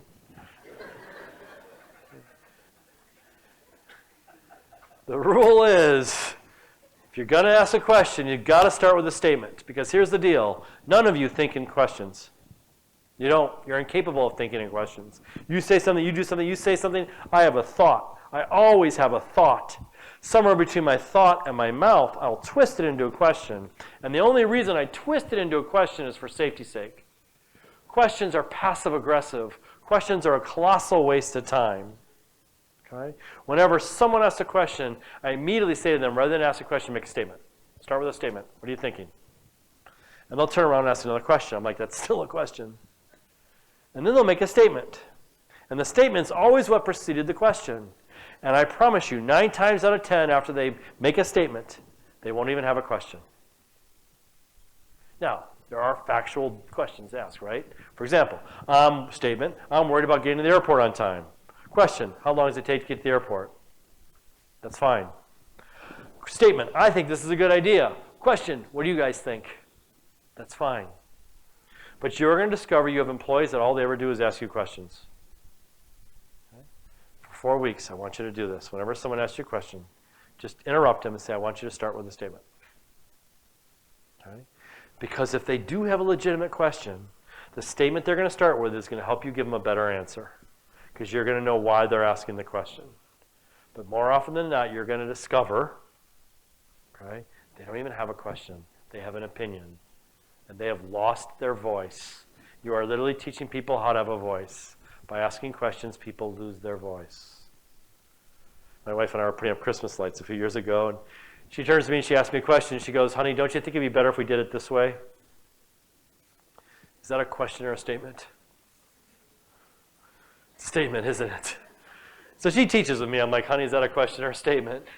She goes, it's a statement, stupid. Do it this way. All right. And she was right? Okay, it was a better way to do it. But the problem is, when she asked a question, like, don't you think it'd be better if we did it this way? You know what's going on in my head? I'm thinking, she must think I'm stupid, right? And I start thinking about all these things that weren't there at all. She just had a better idea. You know, I have an idea. I think it would help if we did it this way. Is an entirely different statement of, don't you think it'd be better if we did it this way? Because that question creates all this ick in my mind as I start to interpret it and process it. I don't know where she's going with it. So get out of the habit of allowing people to ask questions. Get them to make statements. Okay? But above all, this is why it's so important. Because what you're looking to build, okay, you can't do this tomorrow. You can't Monday start dealing with real issues in a group setting. Okay? You have to create the trust necessary to do this. What you had on your best team was trust, and you had a shared fate. Those are the 2 ingredients that make all this possible. So we've talked about shared fate, but we've got to build trust. Well, to build trust in your office, 2 things have to take place. You have to stop the pairing. You can't have healthy confrontations if people pair. Okay? The second way to build trust is get everyone to speak for themselves, and I'm going to show you how this builds trust. Okay? So I always pick the person furthest away. So what's your name? I'm sorry, she's looking at me like, oh no. What's your name? What's her what? Christine? Okay. Oh, no worries. Okay. So here's the deal, you guys. I'm going to submit no one's ever been hurt by being told the truth. I don't think anyone's ever been hurt by being told the truth. I happen to have a high fear of rejection. You can tell me I have a high fear of rejection. That doesn't hurt. You know where the hurt comes from? The hurt comes from the judgment. The hurt comes from the implied, how long have you had your head up your rear, Eric, that comes along with it. You want to hurt someone? Go tell them the truth and think less of them for it. That's what hurts. Do you guys agree with that? It's not the truth. It's the judgment that creates the hurt. Is that a fair statement? If you want to hurt someone, go tell them the truth and think less of them for it. Well, guess what? It's really hard to judge someone if you speak on your own behalf. So I'm going to talk to Christine. I want you all to pretend, however, I'm talking to you. And I want you to listen to both these scenarios, and I want you to tell me which one of these scenarios feels more judgmental. Because in this is the huge lesson. Okay? So scenario A. Christine, I've noticed you've not been very engaged in our meetings lately. And I'm just wondering if what we're talking about isn't that important to you. It's hard for me because when I sense you check out during the meeting, I'm having a hard time maintaining my own focus and concentration. Scenario A. Scenario B. Christine, we've noticed you've not been very engaged in our meetings lately, and we're just wondering if what we're talking about isn't that important to you. It's hard for us because when we sense you check out during the meeting, we're having a hard time maintaining our own focus and concentration. Which one felt more judgmental to you, the first or the second? Second. What did you feel the second time? You all talked about it. I'm feeling judged and slammed. Yet if I did my job right, I only changed one word. What word did I change? I to we. And with the we statement came all the judgment. And that's why this is so magical, because it preempts pairing. Even if I paired, okay, if you force me to speak for myself, it nullifies the pairing. But the second I say we, what do you now know? I've been pairing. I've been talking behind your back. I now feel judged. Okay? Do not allow people to speak on anything other than their own behalf. They cannot come to you and tell you what some other employee said. I don't care what that other employee said. Okay? You have to speak only for yourself. So as you get people to start working through issues together, okay, everyone must speak only on their own behalf. I promise you, that and stopping pairing is what's required to build the necessary level of trust. You can't have healthy confrontations as long as people don't do these two things. Okay? So in order to make this work, you have to teach those things, and you have to make them part of your office culture. No more pairing, and everyone speaks for themselves. Yes? Let's say you have a practice that has 3 or 4, co-owners all equal. Yep. Office manager that deals with the staff. Yep. And you identify an issue and you talk to the employee. Right. You're all on the same sheet of music. If this employee needs to be corrected in a certain area, you're going to use terms like we to show that you're all on the same sheet of music as you talk. Why do you need to say we? Why can't you speak for yourself?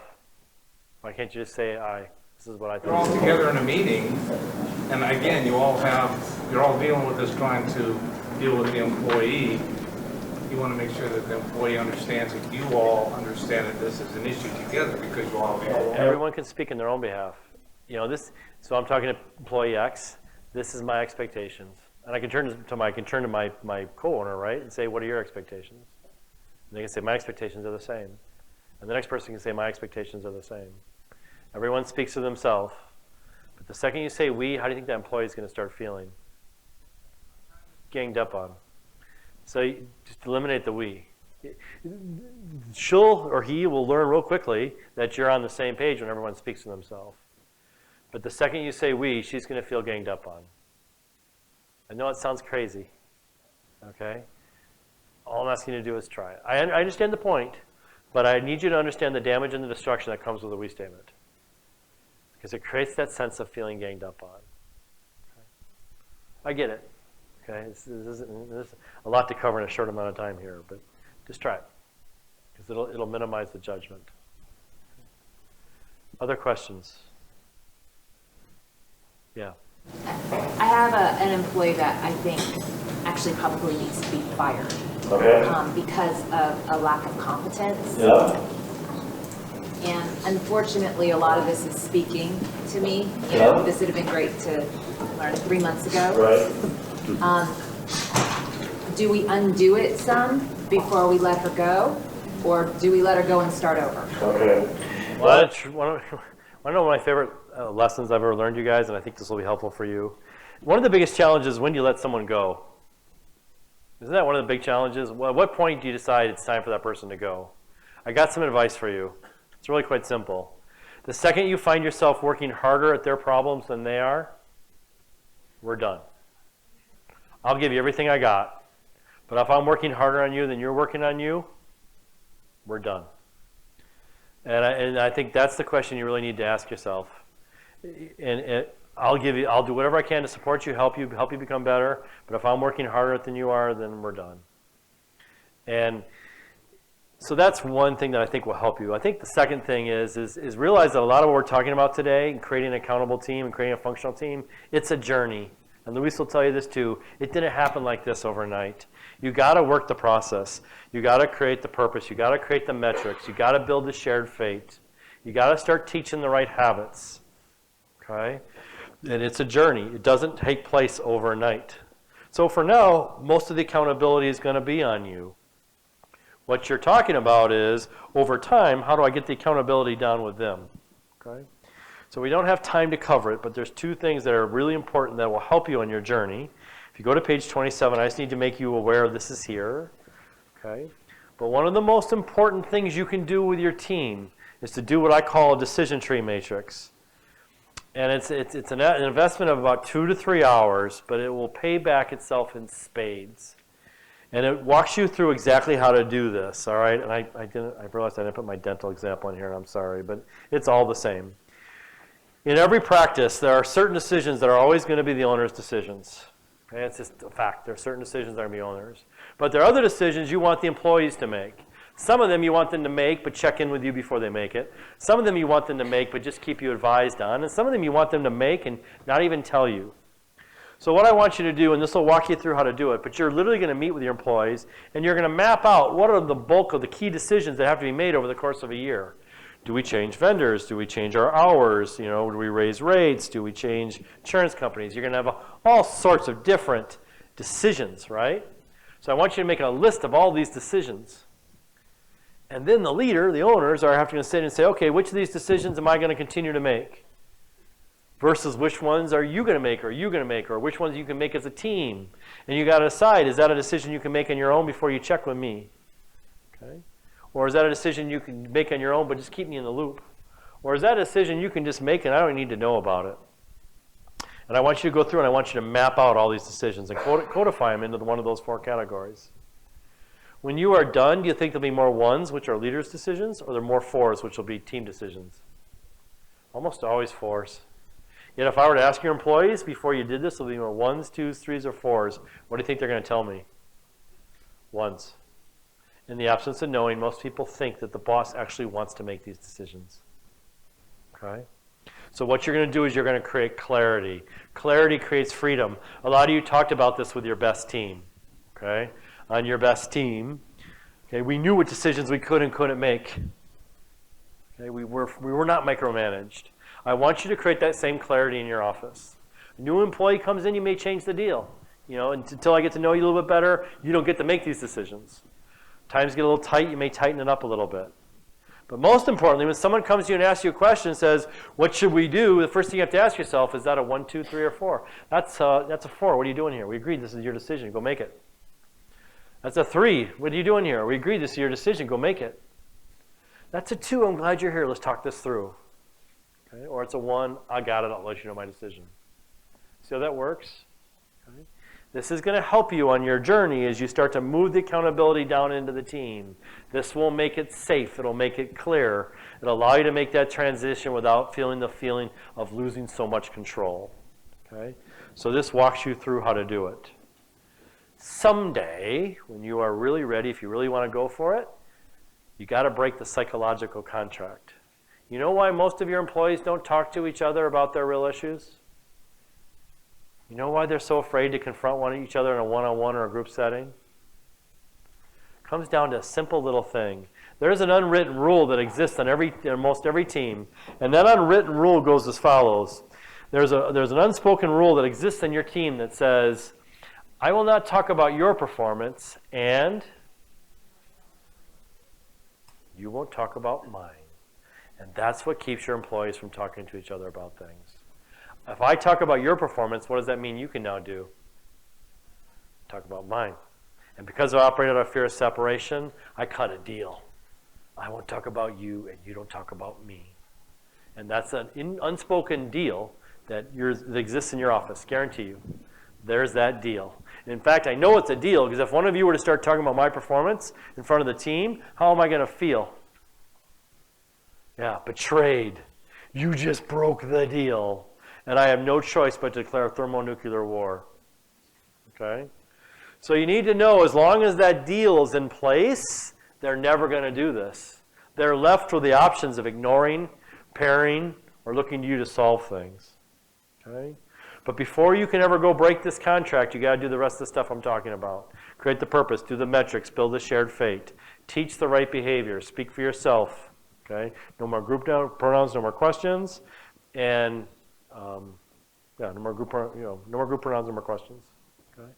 Once you have that in place, do the decision tree matrix. Once you do that, in your handout, we'll walk you through a process of how to break the psychological contract. It will walk you through the step-by-step how to do it. And that's all near the end. It's on page 34, I'm going to guess. Better be? Yeah, breaking the page 34. It will walk you through how you do that. It's a huge investment in time. But you, as an office group, you're going to start talking to each other about expectations. You're going to define expectations. You're going to give each other feedback. But I'm going to tell you right now, you're months from that. Okay? You have to do the other stuff first. Does that make sense? So I know I threw a lot of stuff at you guys today. I kind of told you this in the beginning. My hope is you're going to take a few things out of here. The one thing I didn't get through in detail, and I kind of put it on hold in case we ran out of time, was interviewing. In the handout, I have 4 pages around interviewing. It's one of the things that I think is one of the most important things you guys do, and that is interviewing. Knowing how to hire and hiring the right people. And I will tell you, most people interview wrong. So in there, I have a whole page around what do you have to do interviewing right. Most people make the mistake of talking too much through an interview. If you're talking more than 5% of an interview, you're doing it wrong. You're selling your office. An interview is not a time to sell yourself. Your job is to get to understand them. So learning how to ask the right questions and learning how to listen to their answers is critical. So I put in detail in this handout a lot of questions to draw from, and I told you what to look for in the answers. Okay? Learning to interview is a critical component. But one of the things I really want to encourage you to do if you want to create a team environment is have everybody in on the interview. In fact, you want to create a really healthy team environment, guess who should make the final decision on who gets hired? The team. Interviewing is the most important thing you do, okay? So I think you need to be in on it. But if you want your team members to really adopt the new team member, let them make the final decision. So what I would do is I would have my office manager screen out people, right? And then I would interview them. I would never let someone through that I wouldn't want in the practice. But I would set through 2 or 3 people, and then I'd let the team decide. Because you know what I used to do? I would pick from A, B, and C, and I'd pick B and tell everybody, hey, here's our new employee, employee B. How much ownership did they have around B? No. And if they didn't like them, B got crucified pretty quick. I may pass through 3 individuals, and I may be hoping deep down they pick B, but if they choose C, what's going to happen? They own C. They're going to work really hard to make C successful because they made the choice for C. The key is don't pass through someone you wouldn't want to be in your practice, but let go of the need to make the final decision. Let them make it. But you got to teach them how to interview, right? Got to teach them the questions. So in this handout are a whole bunch of questions you can draw from, and it will tell you what to look for. So you got to teach them what to do and what not to do. But learning to interview is a critical skill set because there's going to be increased turnover. It's just the deal with the millennials. So you got to get better and better at interviewing, and you got to get better and better at creating a culture that they want to stay. And I will tell you, millennials do really well in team-based environments. They do not do well in hierarchical structures. So to create that culture that's really going to draw them in, you got to start doing the team stuff. Okay? It is a journey. It's not something all of a sudden you just turn the light bulb on. So things that will help you. There's stuff in this handout that will guide you through. I knew we weren't going to be able to get to everything today. There are videos from my presentation, correct? Is that still available to everybody, Luis? Can they still access the old videos? Okay. So 3 years ago when I did this, I got into really significant detail how to do this. So we can still make that available if you want to watch that. Okay. It's not hard. It just requires you to change your mindset around things. But hold on to this handout. Look through it. It will kind of guide you through everything. But best of luck to you. Good luck to you. It's a challenge out there. Great. Thanks for having me here. It's been a real pleasure. Good luck.